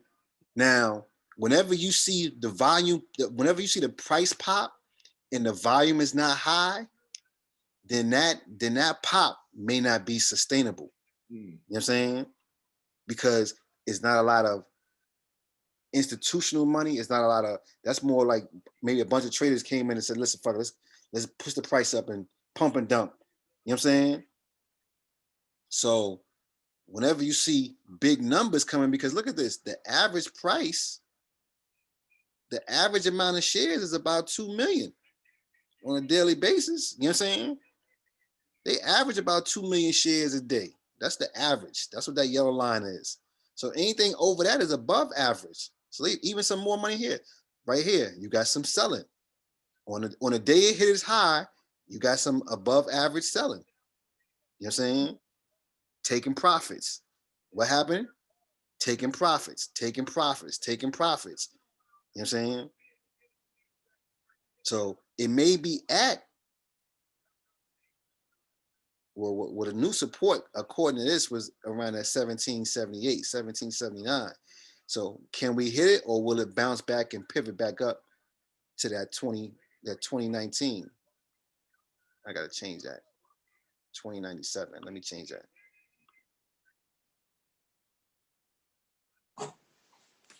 Oh, I did change it. Okay. So why is it saying that then? So we just want to always be cognizant of the volume that we see. So MJ is a good play. I mean, it was a good play. I think there's still a lot of upside potential in it. You got some buyers in there. Hold on. Looking at the play that Mona's in, she has a lot of upward potential because just imagine if that shit go to like $5. You know what I'm saying? That's a nice 500% gain. You know what I'm saying? Shit, I hope it go to $10. Real. You know what I'm saying? And how many shares did you get, Mona? I only got one because I was only doing it. I only did it for the Yo, one contract game. One contract game, Mona. I know. I know. Hey, but at least you win it. I'm sorry. I'm sorry. No, I didn't. I'm sorry. No, I didn't. Hold on. You should have had at least 10. I did. That's what I did. I'm sorry. I say if you put your put 1,000 in there, you should have at least 10. Yeah. Because you got them at 95 cents. So shit, that's a good play. So just imagine if the stock, whatever it goes up for the day, you multiply that by 10. See, that's where the real math come in. If you can afford to buy multiple contracts, you know what I'm saying? If you can get them that cheap and the stock has a lot of potential, you should go, okay, let me get 10 of them. Let me get 20. Let me get 30. Shit, look at the veil I got. That was 17 cents. I bought 100. Every time it moves, you multiply that times 100. You know what I'm saying? So her getting 10 contracts at 95 cents, that was a stack. But every time that stock moves, you multiply it by 10. I like Ruth Chris, Mona. What's up with those stocks that list you sent to us? So the list I'm looking at now, because I'm in because we supposed to look at my SBE. Oh, was we? That ain't on the what's name, but yeah, we can go there. So all right, so that's our play. Oh, that's one of your challenges. Okay, hold tight. I got you. Man. So we go to SBE, switch back. Now, this is a play I've been looking at. Me and Keith talked about it. We kind of looked at some things in it, and the merger hasn't went through yet, right? They are in the EV space, and they're about to buy choice something. Well, let me see something. I need to find a company real quick. There's a company that I'm looking at my other screens on y'all.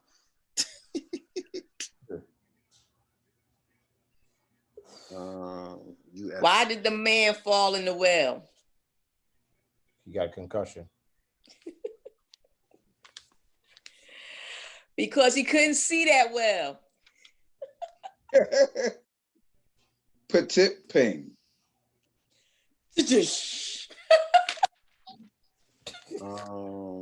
I'm trying to think of this. There was a company I seen. Okay, there you go. CL. Okay, I got it. All right. CLI? CLII. Oh no, that ain't the one. That is another. It's another charging company like Blink. We see what Blink Charging did. So Switchback, they are an EV charging station company. They're in merger with a company called Choice that can possibly be Blink's competition. Well, there's a new competitor involved in that too, and it's CLII. So Switchback is at $39.62. We charted it. It's still amongst that. It's still, you see, it's right there on that resistance part. Let's look at a shorter chart. Let's look at the 1 hour. You see, it's still playing around that resistance line, but this is what I don't like to see. Classic example, right? Look where it's at. Look, ever since right here, you see right here, what it do? Somebody tell me what it did right here. It went to that. It went below the 200. Went below the. You was close. It went below the 50. 50. But the 50. But right here, it went below 200. Yeah. And what did I say? Whenever it crosses that 50, what happened? Gonna be a pop. Going down. Yeah. It's gonna be down. You know, if you look at it from where did it cross? Boom, this point right here. From this point here.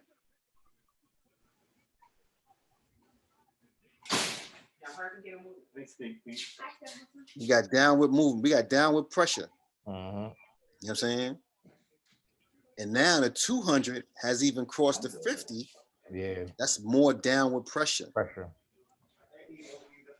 Whenever you see that price cross over that 50-day moving average,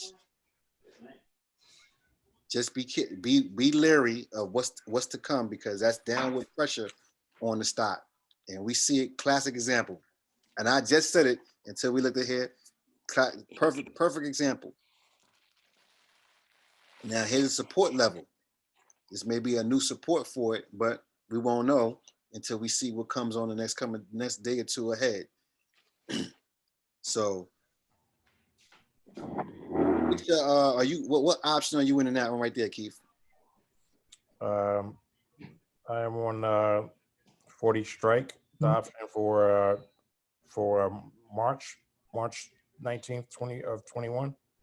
March 21, 40. Yeah. You playing it close, dude. Well, you right at the money.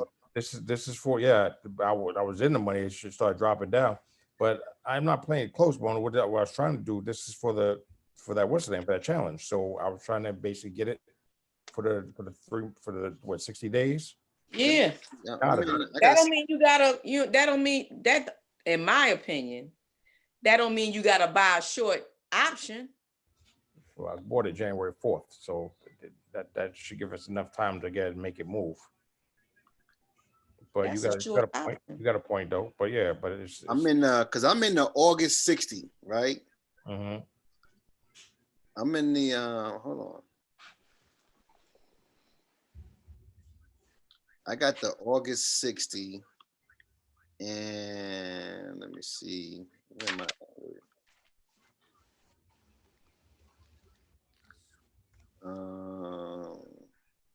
I think I'm down. Let me see, where am I at with it?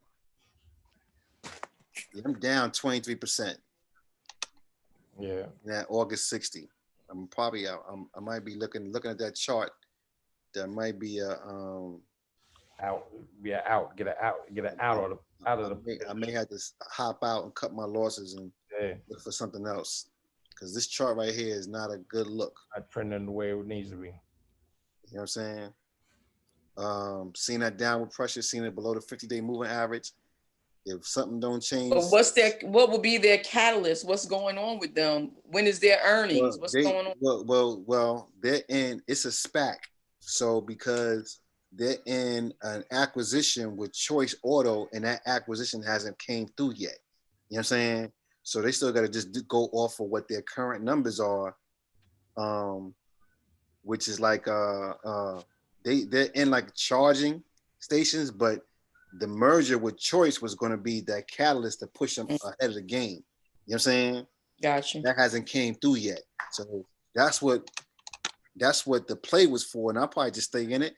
But the play is for that merger to go ahead and be finalized, where they can go ahead and take over or start showing promise on revenue in electronic vehicle charging stations.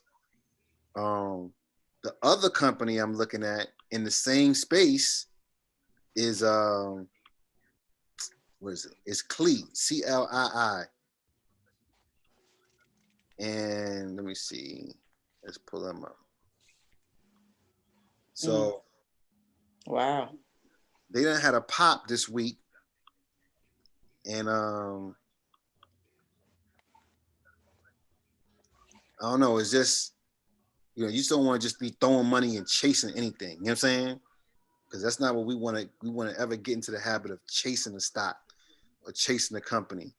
But like I said, that clean energy space is going to take off. There's no doubt about it. Who the players is going to be? That's what we need. That's what we're trying to figure out now. Cleve was one. Like these are. Hold on. Now the two that I'm really looking at heavy. Well, actually, it's more than two, but This one is the clean energy I was really looking at. It has doubled in about I don't know, maybe about a month.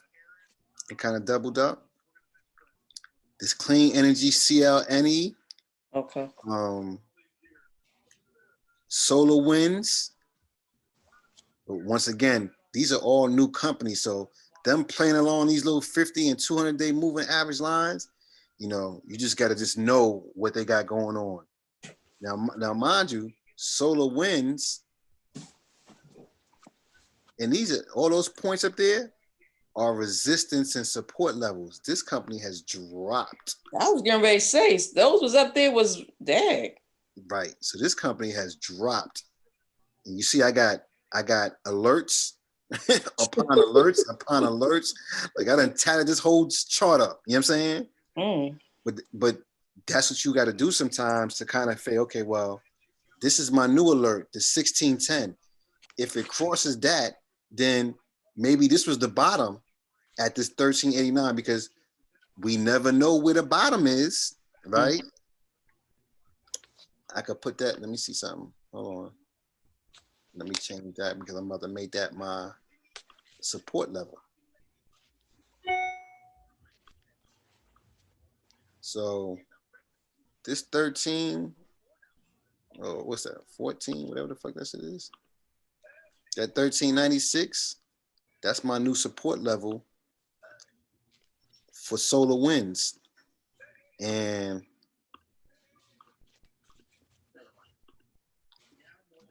this may have been the pivot point where it reverses, but I won't know that until it hits this. I have an alert for 1610, and here's my new support level at $17. All these gotta give me signals, or can't believe into the stock. You know what I'm saying? Because you want to make sure it's going in the direction that you want it to go in. And the only way to do that, you got to mark that. You got to mark that chart up. And as you can see, I got all kinds of marks. This was a $24 stock, but look, it fell upon deaf ears. And once again, hold up. Volume. Look at the volume. Yeah. Look at the average volume. This was an average volume of 250,000. on this day, it hit 4 million. That's the day it dropped. It kept dropping. 4 million there. It kept dropping. 3.3 million there. It kept dropping. 2.5 million here. Kept dropping further. 12.3 million. On the day it pushed up, it was 14.6 million. It only pushed up a little bit because it came back down the day after that. 8 million people, 8 million shares. You know what I'm saying? So we see right here, look at all that volume that has gone, that all that selling that was in the stock that pushed it down. Okay, now it must have found support because you had some buyers that came in and said, well, you know what? I'm gonna get in right here.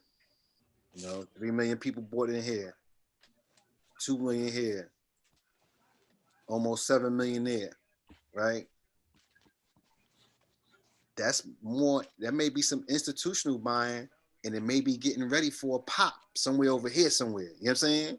Uh-huh. We don't know that because what was the catalyst to make it drop?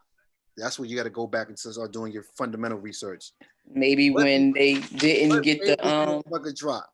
You know what I'm saying? That's when we got to go into our bar charts, into our Zacks, into our rooters and Barons and what's the new one we just got? IBD, and start reading articles. Finance, everything you got resource. You got to use. Why did this stock drop in the beginning of December? Because this happened December 18th, 14th through the 18th. That's a month ago, and it's been trying to come back ever since. So that was one company, SolarWind. But clean energy is this is one that I'm really looking at PEC, and these are all clean energy solar companies. Fuel cell. I've been talking about fuel cell. That dropped because I looked at that too, if I'm not mistaken. Is that Right. fuel cell right there? This is fuel cell right here. So looking at fuel cell, it's coming down.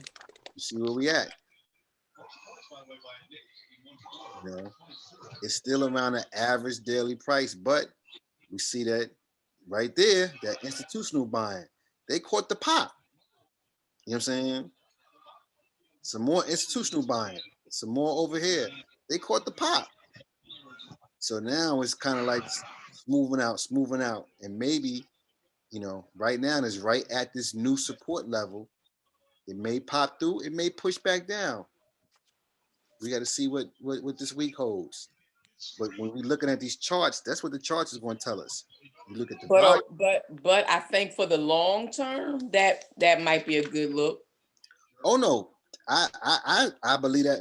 I believe that as well. Long term, if I'm looking at an option, I'm definitely looking at the January 22. You know what I'm saying? Just to go out to give myself some time, because I look at that right there. The 37. Now, mind you, the stock is basically, what's that, 19 points from 37 from being in the money. And you just got a whole bunch of activity. Shit, look at the January 30 strike. Right? You got 4,300, 113 people on Friday, 113 more contracts.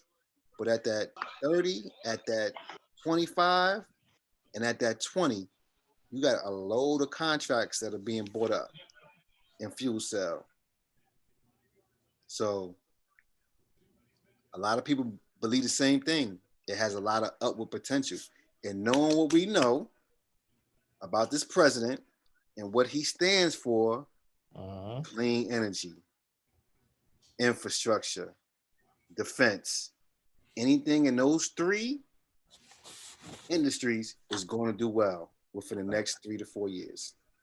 So if you want to be in something and you want to play a long-term play, shit, you could do, even if you don't want to put a whole bunch of money into it, get you one contract and just sit on it. This is a January 23. They buying them up in here too. 2 years out. At that 30. Imagine buying that 30 2 years out. Yeah. Man, and it's at $9. That thing could be worth some money. 22. That was a 2023 contract, Ken? Yeah. That was a 23. Oh my gosh, do another fucking pick. God damn it. What? Interception. What's wrong with you? Oh. So Clee has no options. That's interesting. Okay. The CLI, that doesn't have any options. What about CLI? What's that's that? Crowd Castle, and they do that's the one that has earnings this week. They I think they're in the cloud space. You mean CCI? I mean CCI, yeah. Okay, CCI. Crown Castle. What industry are they in? I think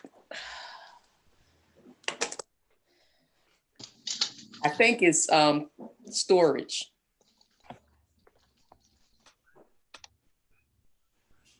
You see, look at that. They've been trading sideways since. Shit. Now they at the low. It's going up now. But look, they've been trading sideways since June. Look at that. Look, we're gonna mark it up. Hold on. You said 5 stocks on that list. Yeah, I didn't even get to that list because Mona keep, jumping out the window. Okay, well, go ahead. Go to the list. Leave this off. Go to the list. You had a program. Come on. Go to the list. I just want to show her. I'm just going to chart this real quick from a June joint, and look at that range, right? Look at it's been trading. This is since June. if you look at where the stock has been trading. So, hold on. If I do, and you go from, and now it crossed below the support. Where now the support is now what? The resistance.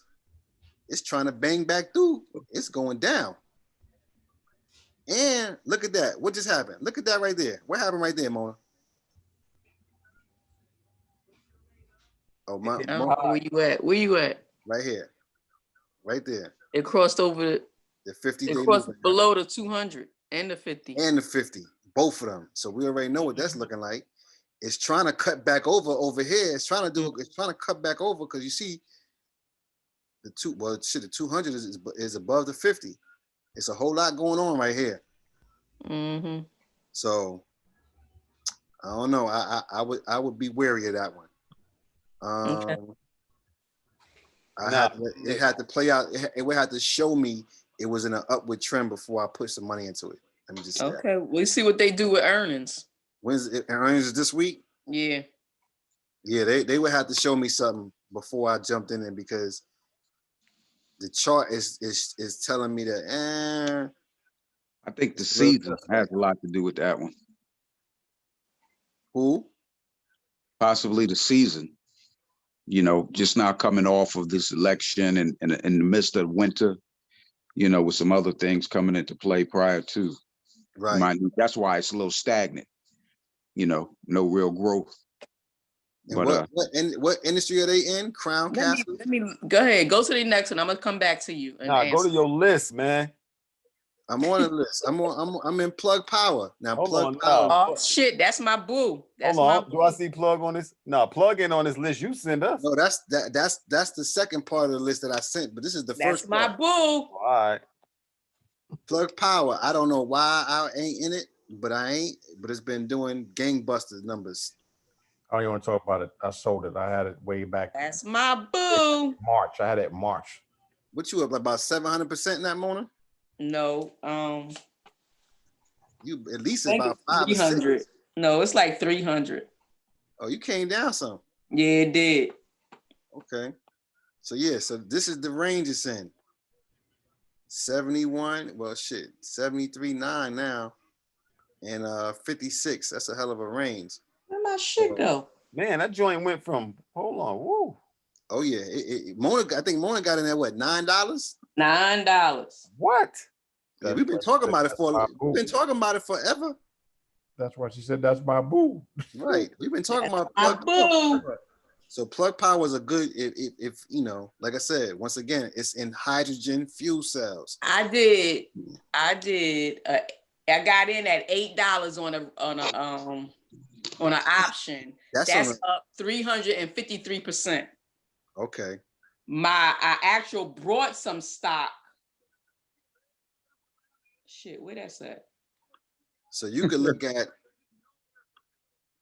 that January 23 option. Yeah, it was $9 when I brought it, and that's up 630%. You see, I knew you was up. You had to be at least up 600 something on one of them. Yeah. And what strike and expiration you got? For Plug, man, this is my boo right here. I'm in $40 strike, January 22. Okay, so January 22, $40. So she's right here. So she's way in the money. That's good money. That's good money. And I only did one damn contract. I'm a one contract. Contract Mona. Hey, but that's okay. But you in it. You know what I'm saying? I mean, trust me, that's never going to be, that's a never ending story that you're going to wish you bought more contracts in something. The fact that you bought one, listen, can't win them all, but at least you get some. Hold it. But this one almost caused a damn divorce over in my household because he came in talking about, yo, I want you to put 5 stacks on Plug. I looked, I was like, now? He was like, yeah. He said, why? I said, I already did that. He said, why you ain't tell me? I was like, let me shut the hell up. Let me shut up. Let me shut up. You about to start World War III over there. I sure was. I said, let me shut the hell up. Yeah, 70 something. You said you up how much? To like almost 400%? 600. I brought the stock. I already was in the stock. And then I said, you know what? When Biden got elected, I said, let me go ahead and jump in on an option. Now, next thing I know, that option, I've got the option at $8. But the crazy thing is this. So look at the crazy thing. That shit is $36 when Biden got elected. So that was what, November or was it January? It was November. November. But we have been talking about this stock. We've been talking about Plug ever since August, July. Yeah, that's what I'm saying. I've been had the stock. I got the stock when it was just $9. Imagine buying the option in August. Exactly.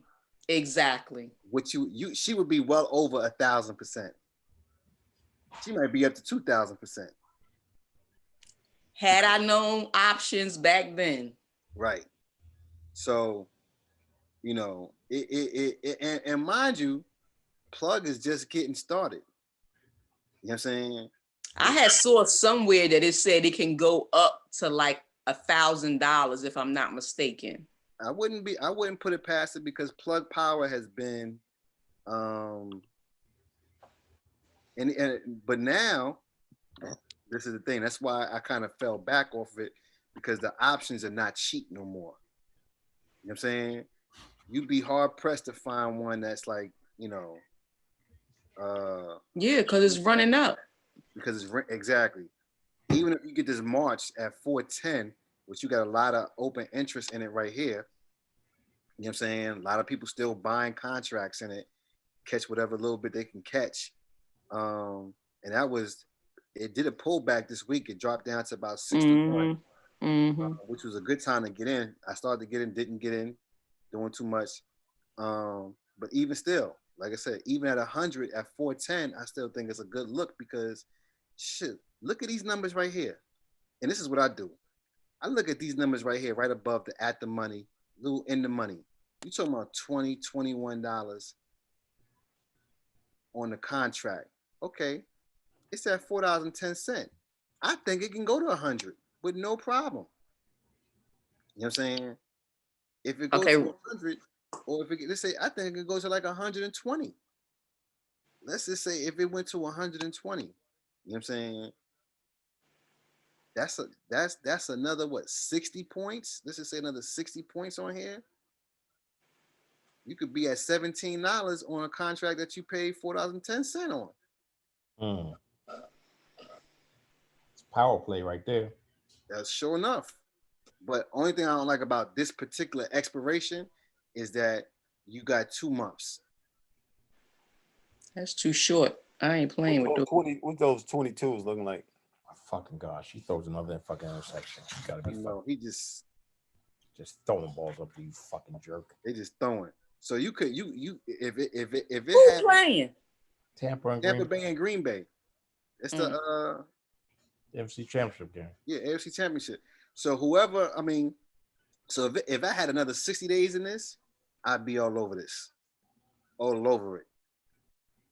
I just don't, in 2 months, don't get me wrong, you could still see, not even 2 months. You right at, you can say 2 months. It's the 24th and this is the 19th. Yeah, let's say 2 months. You would have to buy this tomorrow. But I just think 60 days is not enough time. That's Crown Castle. But go ahead, Crown Castle. Go ahead, y'all. I don't want to interrupt because I'm about to be out. Right. So you think Neo still can run? That was the next one I was going to, was Neo. It's not on this list, it's on another list. All right, so they're saying Neo can hit $300 to $500 this year. Wow. That's big. It's at $61 right now. If nothing, and mind you, I have a support alert on here at $59.99. If it hit that, I'm hopping in because it's on a pullback right now. So I'm hoping it pulled back to this tomorrow and bounce back up. But I'm gonna jump in and I'm gonna look for. I'm looking at the. I was looking at the January 22 because I was like, but look at the activity. Damn. This is what I want to come to. If these jokers ain't buying up some contracts in Neo, I don't know who, but they not cheap though. I was gonna say, and they not cheap. But that was January 22. So let's just come to August. You look at the August. $8. Still ain't cheap. That ain't bad. That ain't bad. But if you want to make some quick money, you know, I don't really like the short term right here on May, but May is what's available. I think that May 100 is doable. You could probably be at the money. I think you could at least double up. I think you could double up your money, if nothing else. But the August, but that January 22, and they talk, like I said, they talk about Neo can go to 300. Let me say that again. $300. It's at 61 right now. You're talking about 239 points in the stock. If you was to pay $13 for this at the 100 strike and just sat on it, let me just see what it's going to do for the year. If it do 200, or if it just pop off, that $13 could easily be, you know, shit, maybe $76. And they don't even have that. And look, they got the highest ones on here is at $60, right? And they still got, you talking about adding a whole nother, and only go to 100. You talking about adding a whole nother 200 points to this chain. So that means they getting ready to add some more. They got to add some more. Because look how far the in the money positions are to out of the money. They got to add some more. And like I said, it's just been moving like crazy. And on several different news channels, they were talking about how Neo could. Some was saying 200, some was saying 350. One dude said 300 to 600 in 12 months. All right, now to the other list. BlackBerry doubled up, and let me pull this down. Let's look at the chart on blue. Look at that chart. What the hell? Yes, something is going on with some of these old phone companies. So, like the list I put in the group me, all of those stocks had already doubled, right, in that price. So, let me see something. I like it like that. BlackBerry is at $14 right now, $14.28. Look at where it was at the other day. It was at $7 on January 13th. So what the hell is going on? I haven't read no articles on it yet, and you see where it's at. It's outside of the Bollinger Bands. Now, we don't know how it's going to move, if it's going to trace back to that mean average. See that right there, Shah? We don't know. Yeah. See how far it is. We don't know because it's outside. It's past the Bollinger Band. But look at the volume. Yeah. I mean, look at the volume right here. We got extra volume right here. Look at that. 153 million shares have been traded. Wow. Hold on. 153 one day, 112 another day, 130 million another day, 63 that day, and on this day, 120 million shares have been traded. Wow. Somebody knows something. Yeah, something going on. Somebody knows something. Boom. The other one, Nokia. Something going on with this telecom. Nokia has been buzzing all over a lot of stock chat rooms, option chat rooms. They was like, yo, get as much as you can get. And I'm like, well, what the fuck is going on?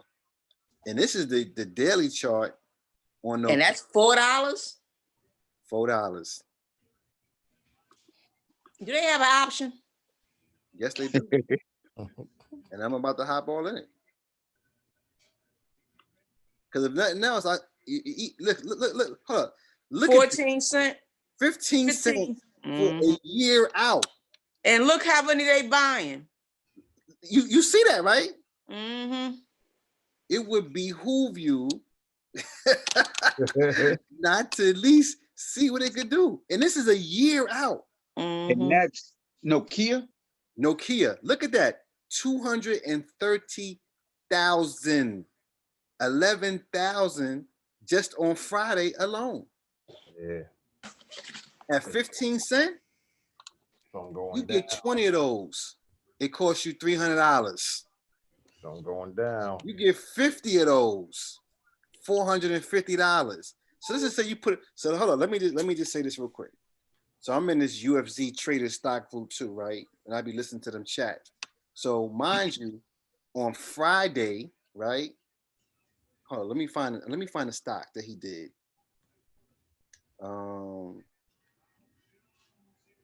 Friday, I want to get all the correct information because y'all gonna bug out when y'all find out when I tell y'all what he just did. What is the stock he did? Oh my God, I thought I had it highlighted. Kayvon and Kaya.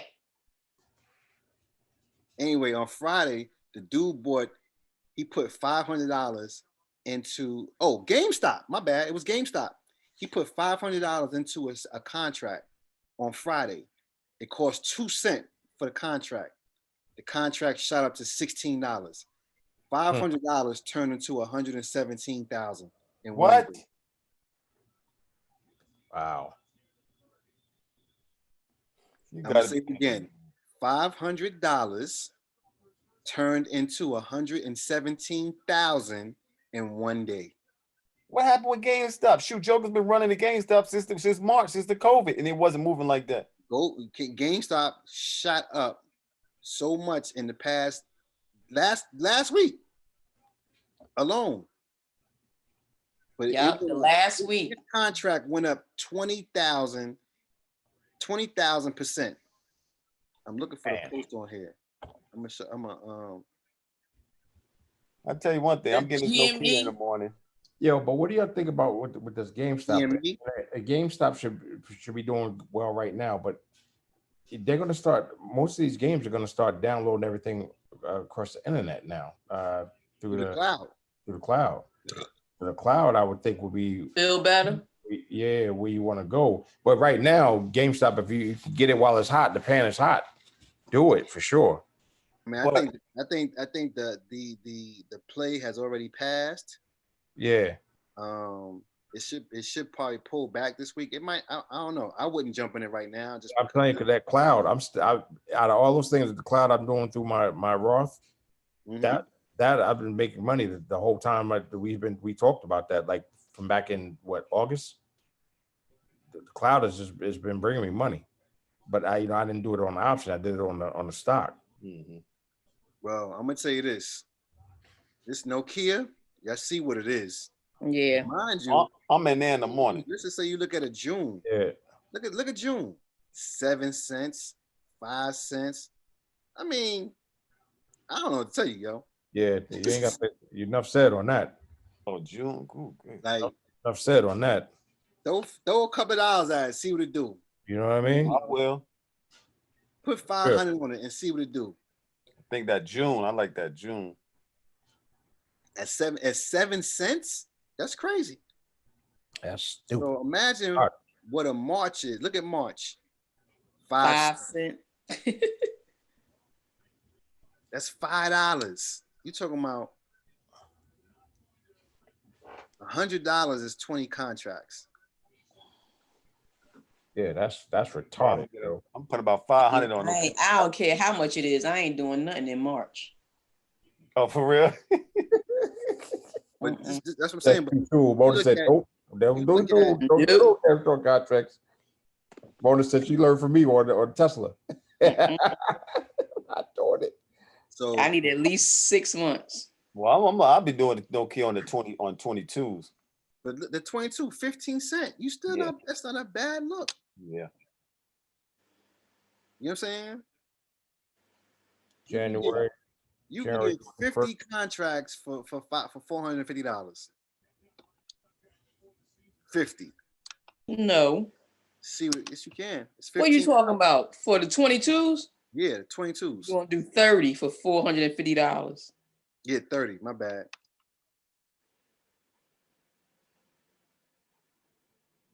$30 for $450. $600 to give you 40. Might put a stack on them. That's January 2022, right? Mm-hmm. And that way you giving yourself time for it to even grow some more. If and that's the thing, I need to look it up and see what it was that was making people want to jump into the stock. I know, that's what I'm trying to look. So between Neo going to 300, you got BlackBerry, which is a lot of chatter on BlackBerry. You got Nokia. You got ABSML. No, hold on. What is it called? ABML. Let's look that up real quick. We know real quick because Mona got to go in a second. I want to get to them. Oh, they don't even have options. That's fine. And then you got MVIV. They don't have options too, so I ain't got to worry about it. They ain't got no options. Ain't no sense in me looking at it. Yeah. Well, now that Nokia. We trying to build money. I can't build money if they ain't trying to help me make it. Yeah. So you look at it like that. Look at it. Nokia. I mean, shit. Nokia or BlackBerry. You pick your poison. If you want to go with some of the fuel cells, you got CLNE and you got Plug Power. I mean, we got a lot of options. A whole lot of options. I'm gonna be looking up. I'm gonna read some charts. Man, you told me on GameStop, dude plugged in $500. And now he going with you. Right. Turned into. I'm about to get this thing and I'm gonna check out this Nokia and this BlackBerry. That's what I want. I want to find out what's going on. Yeah, I'm about to look up this Nokia because I'm gonna go on IBD here. Check out when I mean so many people are talking about Nokia in the different chat groups, and I'm in like 3-4 different chat groups on options trading. Right. I just look at what they be talking about, and Nokia done popped up in all of them. Now I gotta get Nokia about $1,000 in the morning, homeboy. Yeah. So I don't want to hear about nobody else's wins. I want to be a part of the win. No doubt. Hold on. Hey, I'm looking at this right here. Nokia's price target was raised to €3.15. Nokia selected for U.S. federal 5G cybersecurity project. That's what do it. That's what it is. That's it. Biden has a $6 billion, $9 billion dedicated to cybersecurity. That's what it is. That's it. That's it, especially after all the stuff that Russia did with going into with elections with Trump. So they trying to block everybody, shut everybody down. Nokia partnered with Google Cloud to accelerate the native 5G. Whoa. I'm sitting here reading the articles now. Whoa. Nokia T-Mobile continue 5G partnership. 5-year deal. Gotta buy it Monday morning. Gotta get it. Yo, I should have got a t-shirt. Is it Monday yet? That's the shirt I should have got. Gotta get it. Is it Monday yet? That's the shirt I should have got right there. Yeah. So it might be putting more money into that then. Target raised at UBS. Nokia price target raised at Deutsche Bank. Nokia price, this is crazy. That may be the that's the play. That may be the play. I may sell something else and get and quadruple up in that. That'll be ugly. Nokia is the only network provider for all 5G elements. Yep. And the price range is good right now. And cybersecurity. Oh, you best believe that price. Hold on. And then NASA picks Nokia to build 4G wireless networks on the moon. What'd you say, Ken? Better believe what? That price is going up Monday morning. Wait. Mona. No. We might have Mona, give that gem again. Mona. Listen. Say it again, Mona. NASA picks Nokia to build 4G wireless networks on the moon. I'm closing I my don't care computer what it shop is it now. on. I'm getting it. I'm done. Hey, that's it. That's all I had to hear right there. I'm selling something, and I'm gonna get into that with the other money I got up right now. Monday morning, count me in. Count me in, cuz. Count me in. 9:30. Whoa, that's big. Now, mind you, that's big. It may take a minute for it to generate, for it to percolate. Yeah, it ain't gonna happen over the next month or so. You already know. Yeah, that's a long-term play, guys. That's a long-term play right there. I already got some money sitting in there that I didn't even touch yet. Yes, sir. Yes, sir. Use that. That's Let it. me look at IBD real quick. Let me see something. I want to see if they say. Where'd you find that at, Mona? Okay. Hold on. I need something else. Another. What's the name? That the play. It's on Motley Fool. Motley Fool. Oh yeah, because I was just looking on. I got. And that was back in October. Oh wow. Damn. We slipping. That was back in October. Yo, this is why. This is something I was telling Shy yesterday. The importance of having a group of people that you can chop it up with stocks with is that, everybody does their own research and brings information to the group. That I'm not twisting your arm for you to jump into it, but if it sounds like a horse and it look like a horse and it has all of the parameters of being of turning up, hey, listen, we can all hop in and make money off of it. Yo, when Mona just said, do y'all understand?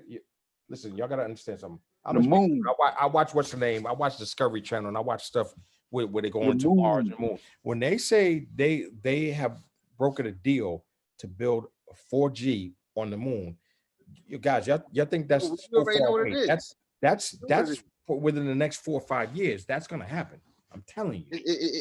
It's listen. They're trying to build cities on the moon. Yeah, and so Mars. I'm telling you. Why you think that whole SpaceX program and why Tesla wanted to get involved with it? Right. You know they're not doing it just to be doing it. They doing it because they know something, or they doing. You got to be ahead of the curve. Right. So. Right. These are the plays. Nokia, TSM. If you want to look at fuel cell or plug power, that could be a pivot. You know what I'm saying? But Nokia, TSM, you're going to make some money in it.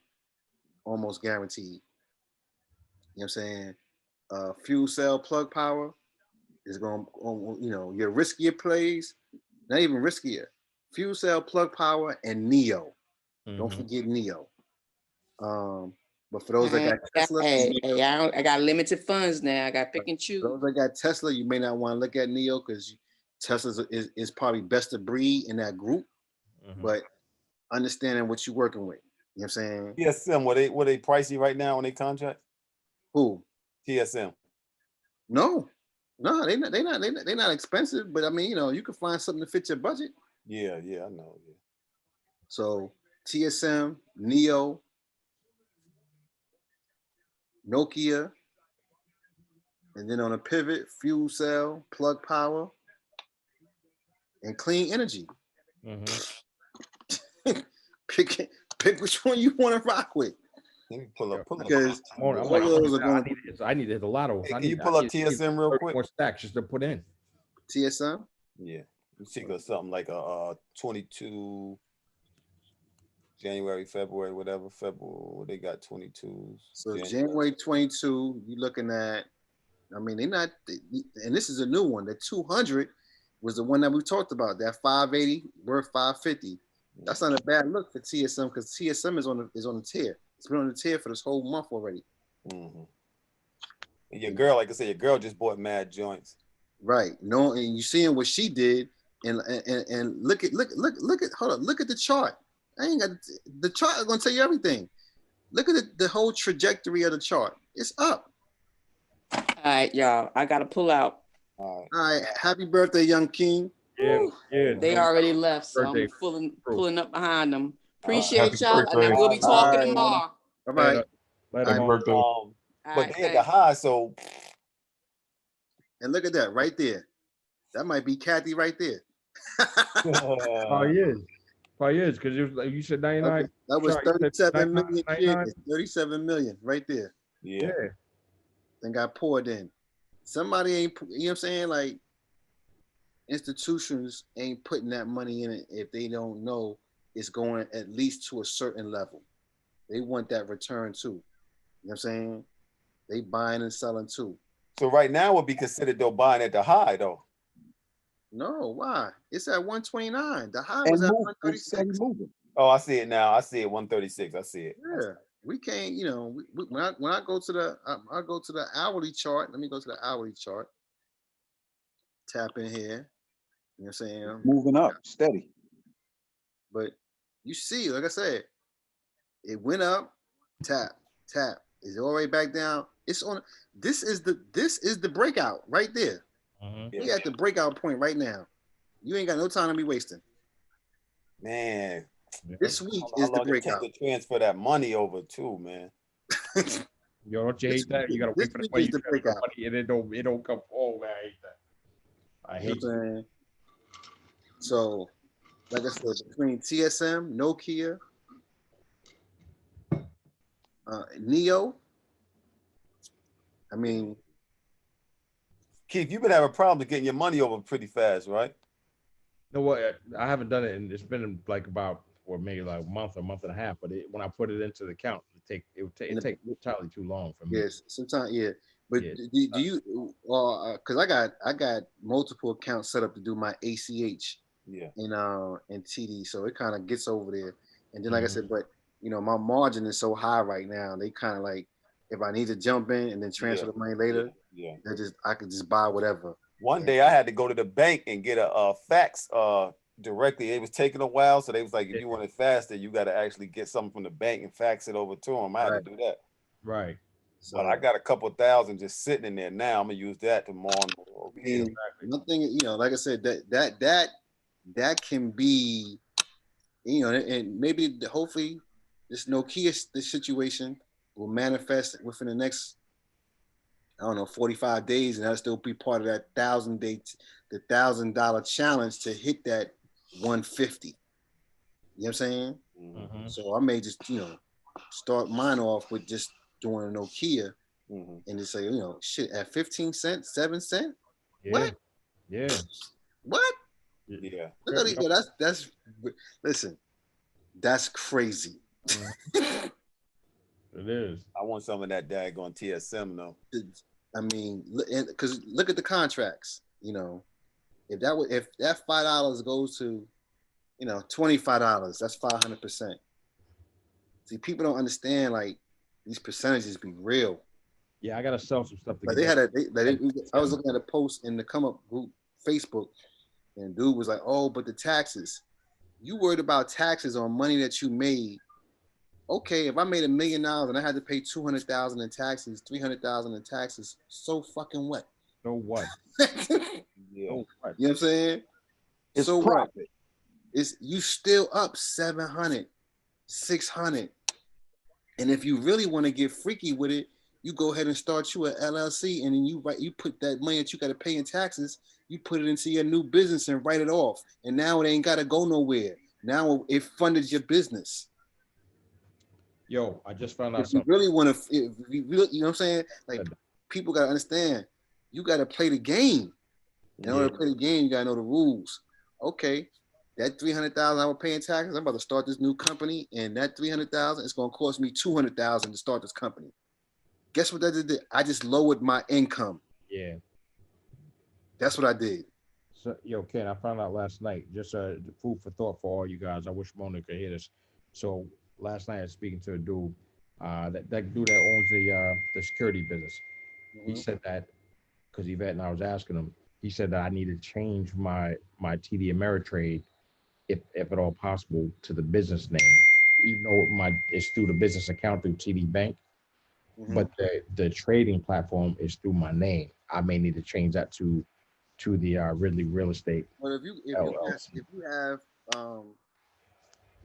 have now this is the question you have to, and you could consult, you know, your tax person. But if your LLC is a regular LLC, Mhm. not an S corp. It's not S corp. So you got a regular LLC.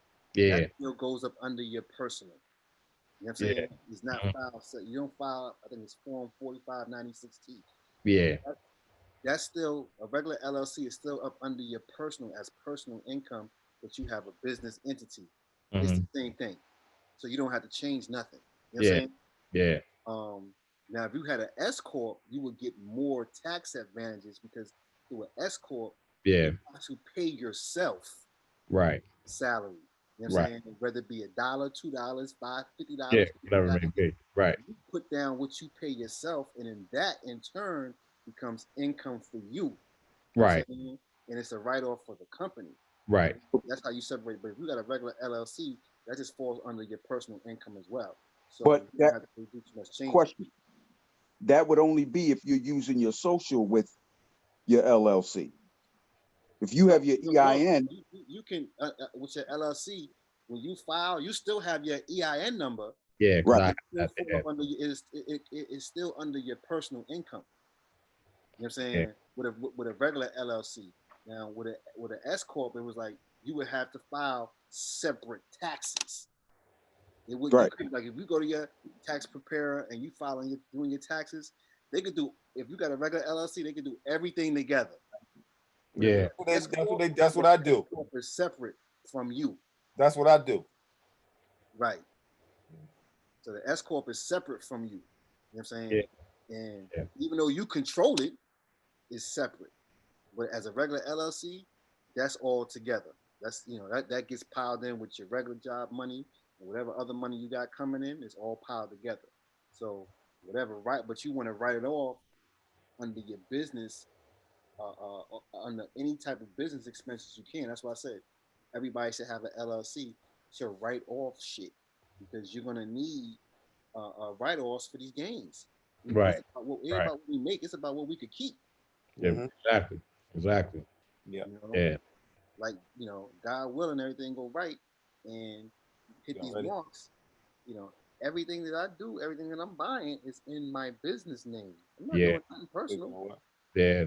That's what he was talking about last night. It's like every time we go, I use Business American Express for everything. Use a bit. I'm cutting every credit card we have. Only thing I'm using is my Business American Express. That's it. Everything else I'm paying it off. Everything that you do, if you're going to get some gas, if you're going out to exactly. I make just using my business card. I make probably about. I may make about. It just depends, but on the average, I may make about $1,000 a year. You know what I'm saying? That's right. In cash. Because you look at everything that you write off, right? Compared to what you know what I'm saying. But I get like my points, my money. Actually, money point actually goes into my account money quarterly. I may do about 250. You know what I'm saying? 250 every quarter, 300. You know what I'm saying? That's more than when my money's sitting in the bank. It just is making a loan. You know what I mean? I don't use debit cards. I don't use them.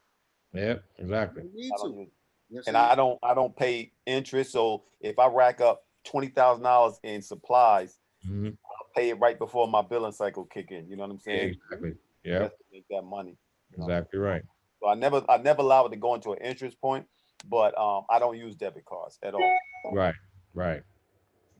This one cat I was looking at, he has a course on how to hustle credit, right?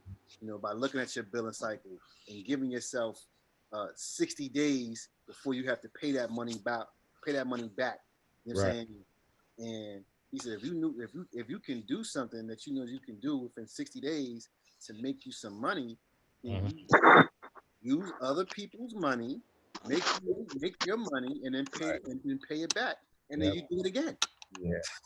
Yeah, I balance two. So the business when I make my actual money with my American Express, like even right now, I got 2 domestic free trips. You know what I'm saying? Flights, just enough points just for like 2 domestic points. Yo, I'm gonna tell you the crazy thing is, I was listening to the dude yesterday. I'm listening on the dude, the him 500 cat, and he was saying how when he'll take a cruise, he'll go and do a cash advance on his card on the cruise for like 30,000, and then pay the money back to put the money back in his account and pay it back to the card. But because it's like he won money on a cruise, Yeah. or spent money on the cruise, he gets reward points, and now he said he takes those points, he redeems them when he go. He said, because I like shopping in Louis Vuitton and Dior. Yeah. He said he goes shopping in there and redeem the money off the points that he accrued from doing other shit. You're right. So now I'm getting shit for free. I'm not paying for. Exactly. Yeah, you can take money from one crazy thing Yeah, and you're put it right. right back. He said, I go ahead and I'll do a cash advance on the card. Take the money out. I'm not going to blow it, but I spent it on the cruise. And because you was on the cruise, you get like he said you get crazy extra reward points because you spent the money on. Sometimes double. He said his shit was like quadruple. Yeah, yeah. So he was like he said he redeems the points for things that he buy when he goes shopping. Man, if you use a debit card in cash for anything, you got to be crazy. Crazy. You got to be crazy. Yeah, it's like, yo, now I don't even it's gotta be real. Like, the only time I went and got cash out yesterday for valet parking, I went and got $20 out. Yeah. I don't go to the ATM anymore. Like I don't. I don't. Carry cash, you retarded. Yeah. I got $20. I said, yo, how much? Turn around. How much is the valet? Like, it's gonna be $50. I went to we got cash out, came back. That's it. And if them credit cards ain't offering me no benefits, I don't want them. Yeah, exactly. If you can't get the benefits and you carrying cash, you just a dummy. Yeah, man. Getting a reward. Sure. You're not using this is about to be a cashless society. We about to be out of this cash thing, man. All of my advertising I pay for my company, it comes off my joint. All of that right there. Yellow Pages, Angie's List, all of them. You can, as many as you can, however you need to get it. Everything comes off those. Yep. Wow. Yeah, like the plays to look at, fellas, like, you know, I just showed you that Nokia and y'all seen the open interest.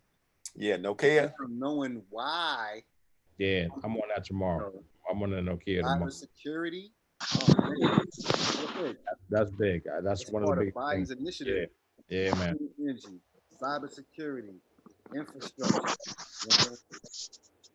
That's big. You know, because cybersecurity falls under defense. Yo, they got like $9 billion dedicated just for that, for cybersecurity. And like we already know, the infrastructure plays with U.S. Steel and Nucor. You know what I'm saying? And then you look at the clean energy. Come on, man. Plug power, fuel cell, solar winds. Like I can go on forever. I got a whole gang of those watch lists. So if any of y'all want the watch list that I got, I can send it to y'all if y'all want to look at them or whatever. But Yo, Ken, before we finish, Shaheen just wanted to say something. Yeah, Shah, he wanted to ask you about. Yeah, Shah, can you hear me? Victory is on his mute's off, right, Ken? It's off. Shah. Yo, you can hear me? Yeah, we can hear you now, bro. All right, yeah. Hey, yo, so y'all was just talking about S Corp versus LLC, and this is something I was dealing with earlier. Like I have a lot of tax problems. So, like, can you explain what's the difference? And you was just saying like how you can get over with that, like without paying a lot of taxes. Because if I could do that, I'd definitely do it. Oh yeah, I mean it's really like what you do is you have to create business expenses, right? And it's not even creating them. It's stuff that you do every day. That's a business write-off that you don't take advantage of. You know what I'm saying? Anything that you spend is a business write-off. So if you go in, especially in your line of work for your equipment, you know, that's cool. But even the cars or everything can be a business write-off when you know how to do it. Now, S Corps and LLCs, the only difference between the two is that an S Corp is separate. You know what I'm saying? When you filing your taxes, and you get a little more tax advantages under S Corp because they allow you to write a little bit more things off. But for the most part, having an LLC, you can write off everything. You know what I'm saying? But people don't realize they can write these things off because they don't look at it from a business perspective. They're looking at it from, oh, well, you know, I'm going to go out to eat, or I'm going to go shopping. Like, a lot of that shit, depending on your industry, you can write that. This is a write-off. Like, I don't do nothing under my personal. Everything I do is under my business. So that way, at the end of the year, and see, I have a program attached to all my credit cards. It's called QuickBooks, self-employed QuickBooks. Now I don't have to keep track of it.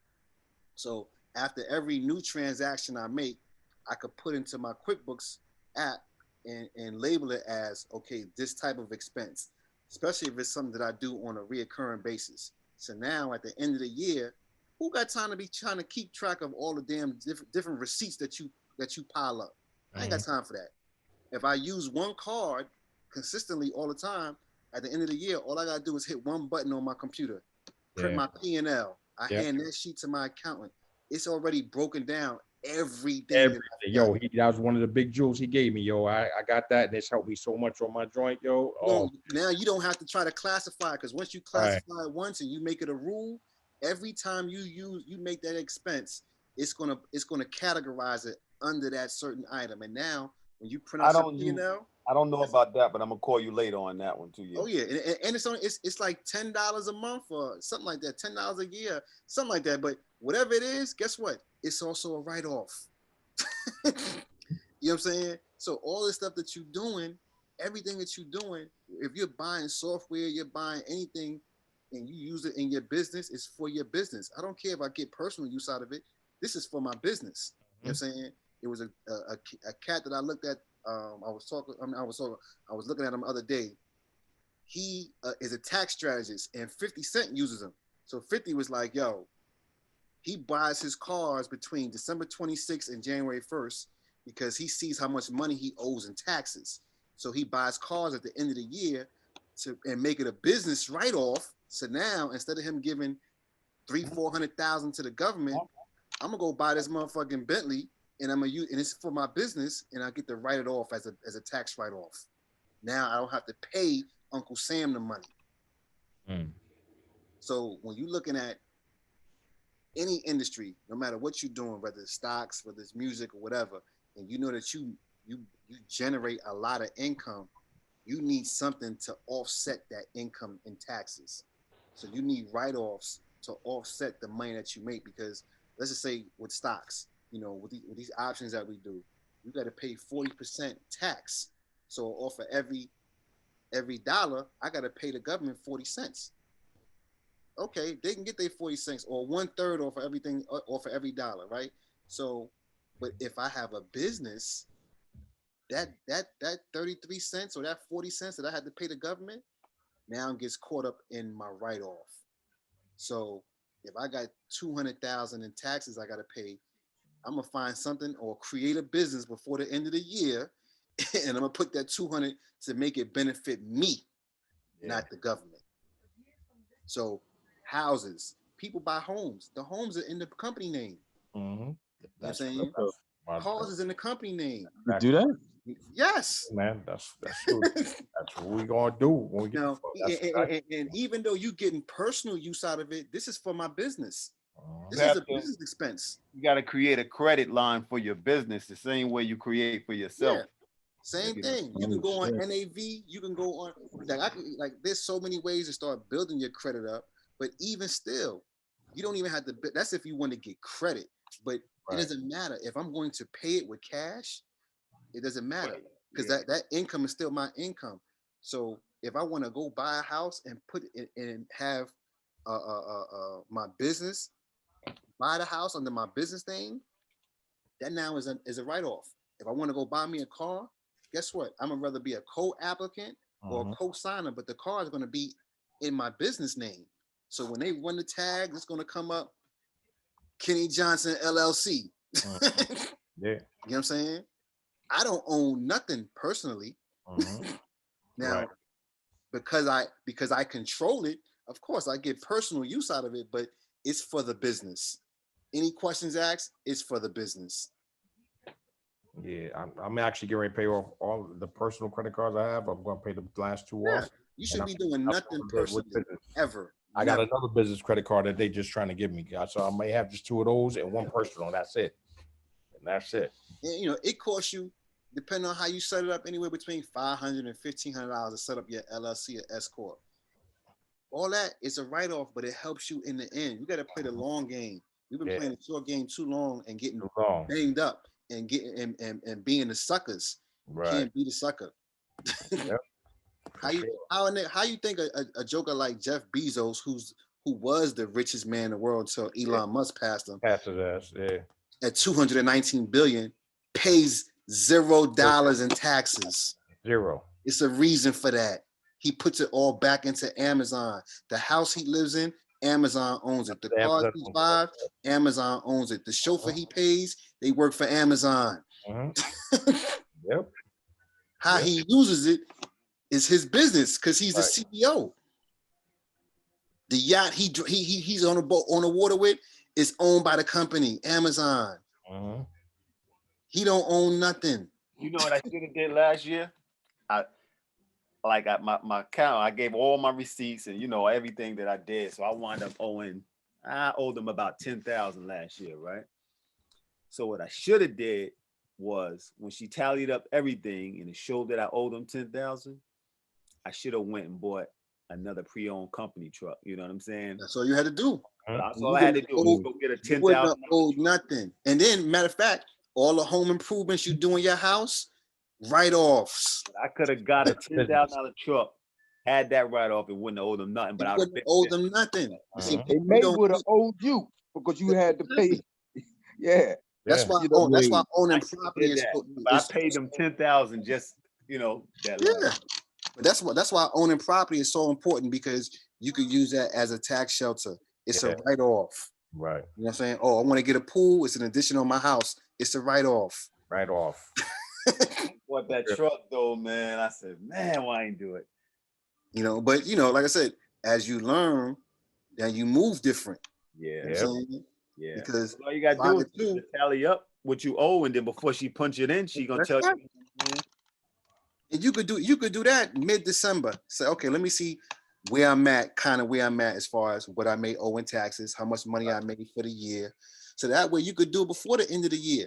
And you could be like, well, you know what? Let me go ahead and, cop me something. Or let me go ahead and spend it. Let me spend this money somewhere that is going to benefit me. Yeah. Right. Because if I got to pay taxes on it, I might as well spend the money so that it benefits me. Yeah. No question. You know what I'm saying? That's why I said with the kids, you know what I'm saying? Any child under the age of 18, you can reduce your income by $12,500 by making him an employee or a subcontractor of your company. You pay him $1,000 a month because anything under $13,000 anywhere in the United States, you don't pay taxes on. So when he files, he don't owe nobody nothing. But guess what you get? You done got you a $12,500 write-off. You lowered your income. Now you're in a different tax bracket. Because the name of the game is to lower your income. It ain't to pay Uncle Sam nothing. But those who know. But those who don't know, they just regular jokers working their 9 to 5s, chilling and letting their taxes come out and getting banged every year. They don't want you to notice. They want you to be the good paying person. They don't want you to be an entrepreneur because now you understand the use of money and how to manipulate it. Once you understand how money how money works for you, you will never do certain things ever again. Yep. Ever again. A lot of times we don't understand money. We just look at it, I made some money, I'm gonna go buy me some shit. I'm gonna be a consumer. It ain't always about you being a consumer. It's about you making the consumer side of you become the investor side. So now the investments you do is paying for the things that you like. And now you're not a consumer. Or if you're gonna be a consumer, get the shit for free. For real. Back what you said about with your child. So I make him a contract worker for me. That's right. You set it. You open up an account with his name on it. You can still be the custodian because it's your child. You open and you pay him, but you still control the money. It's like you're paying yourself, but it has to be a paper trail. It goes to him and his account. But guess what? Now at the end of the year, he's a contract for you. You get the $12,500 write-off. Now, if you make, 60,000. Now you make 48.5. You know what I'm saying? Put you in a whole other tax bracket. And then what other write-offs that you get, you know, if you do anything around the house, people don't understand when you buy anything for your house, I don't care if it's a goddamn soap dish, it's a write-off. Yeah. Everything that you do is a write-off, but people don't know how to use it because they're not thinking like that. Right. Our mindset got to change. You got to listen. I ain't write the rules; they wrote them. I'm just taking advantage of them. Yeah. Yeah. So and Slick in the group me, I put up all of the tax advantages that you can do. If you scroll up and look at the pic, I screenshot it. I put a bunch of joints in the group me that you can look at as potential write-offs or to help you with your taxes. And it shows you the steps on how to make your child, not just your child, anybody's child, how to write that off. Because guess what? It don't affect, let's just say, you know, the child was, you know, a lot of situations, the mother has the child and every year she files taxes, she get the earned income credit. You know what? You keep that, Ma. I don't even want none of that. That's your money. I'm gonna use our baby and I'm gonna write them off under my company. I'm gonna get a better use out of the kid than you gonna get. You only getting a little $4,500 a year. I'm about to write off $12,500. Yep. You know what I'm saying? We have to learn how to hustle, not even hustle the system, just be more familiar with the rules. You can't play no game if you don't know the rules. Right. It's just like what they said. It's the new math. You gotta know the rules, baby. We get the new math. We gotta run by the new math like the white folks been doing for years, man. Yeah, you just gotta know the rules. And guess what? People, they're gonna change it up. No, they change it up for me. They gotta change it up for everybody. Everybody. They ain't about to do that. You know, this is real important, really important, though. Yeah, man, I'm telling you, change the game, man. They're not about to do that. So that's why you ain't got to be. They gonna change it. No, they're not changing nothing. And you ain't doing nothing illegal. Right. Yeah.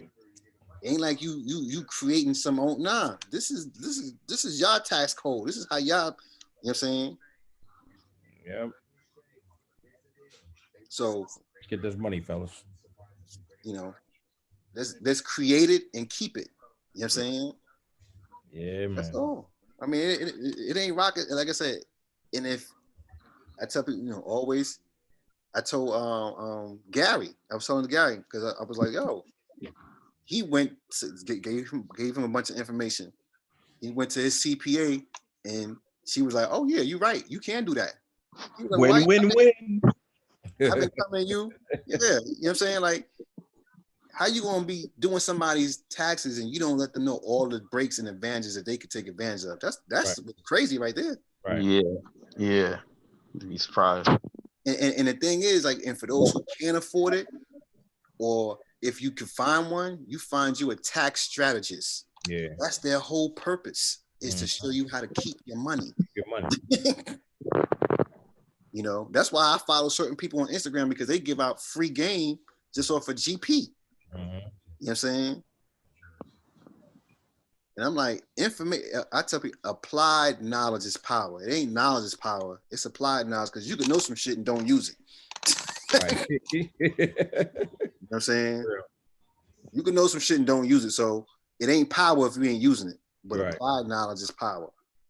No doubt. You know? And we gotta, you know, like I said, we just gotta get to this bag, man, and learn how to keep this money and turn the right people on so that they do the same, and it just makes our way of living, our way of life, you know, a lot better.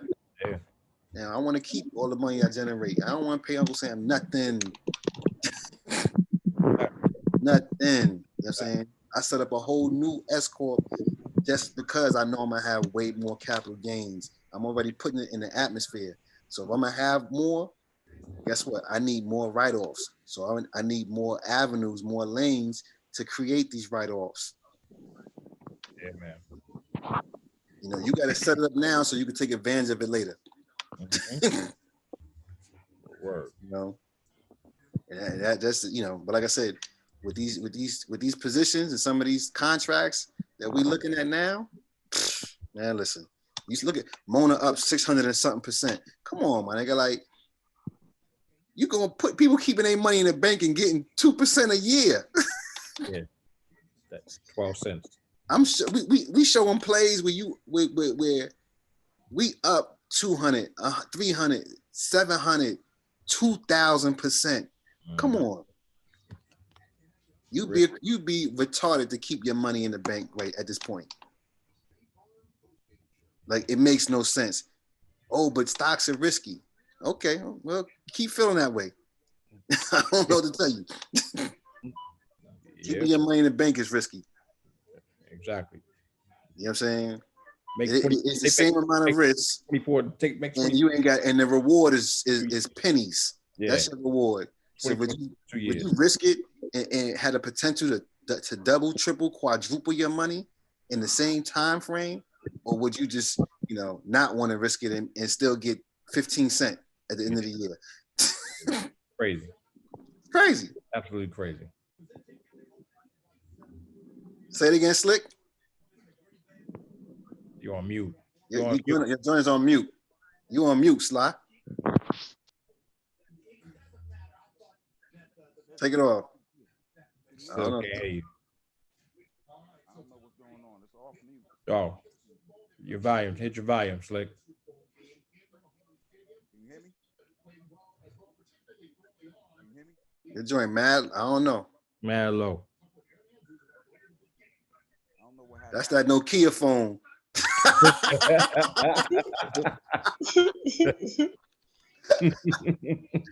We can't hear you, yo. We can't hear you. Oh, you got a headset in. You got headphones in? Oh, unplug your phone. Yeah, we got headphones in? I don't know. Yep, you do. Now you can't hear shit. Right. Yeah, we gotta, like I said, it's just, man, understanding this game. And like, I just bought this book the other day. Once again, anything I buy is a write-off. I just bought this book the other day. It's a guide to options traders to show you how to reduce your taxes. You know what I'm saying? Anything that's going to help you. Yeah. Okay, we can hear you now. What are you saying? I was saying, yeah, with that, they pay you 15 cents a year on your money in the bank, and you got to pay tax on that 15 cents. That's right. That's right. So you're getting a double whammy. Mm-hmm. Yeah. It's all earned income. You know what I'm saying? You're going to pay tax on earned income. At least I'd rather pay tax on earned income that look real chunky in the account. Than you know what I'm saying? It'd be like, oh, these niggas want how you had the nerve to send me a bill saying I got to pay tax on that? Some shit that you paid me on my money that's in your bank. So many people are ignorant to how the use of money is, how it comes to be. That's how banks get over. You know what I'm saying? So they'll take your money and they'll lend your money out to small businesses and things of that nature, but they don't want you to do it. Right. You know what I'm saying? 17 years with them. 17 years with Bank of America. Had to let it go. I mean, and then like I said, there is that. I don't know if it Sly, do you watch the YouTube? Yeah. Okay. So you seen the new math they did with the walkaway. Exactly. The 433. Mm-hmm. You know what I'm saying? Where you get, we make 400% the first year, 300% the next year, 300% the following year.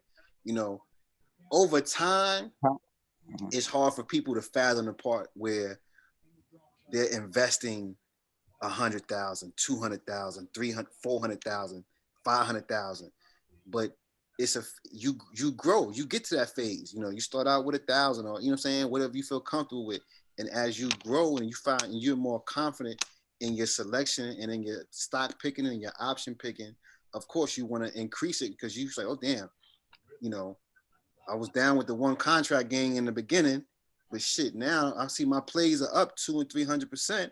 Shit, we're gonna go to 3 contracts, 5 contracts, 10 contracts, shit, 25 contracts. Yeah.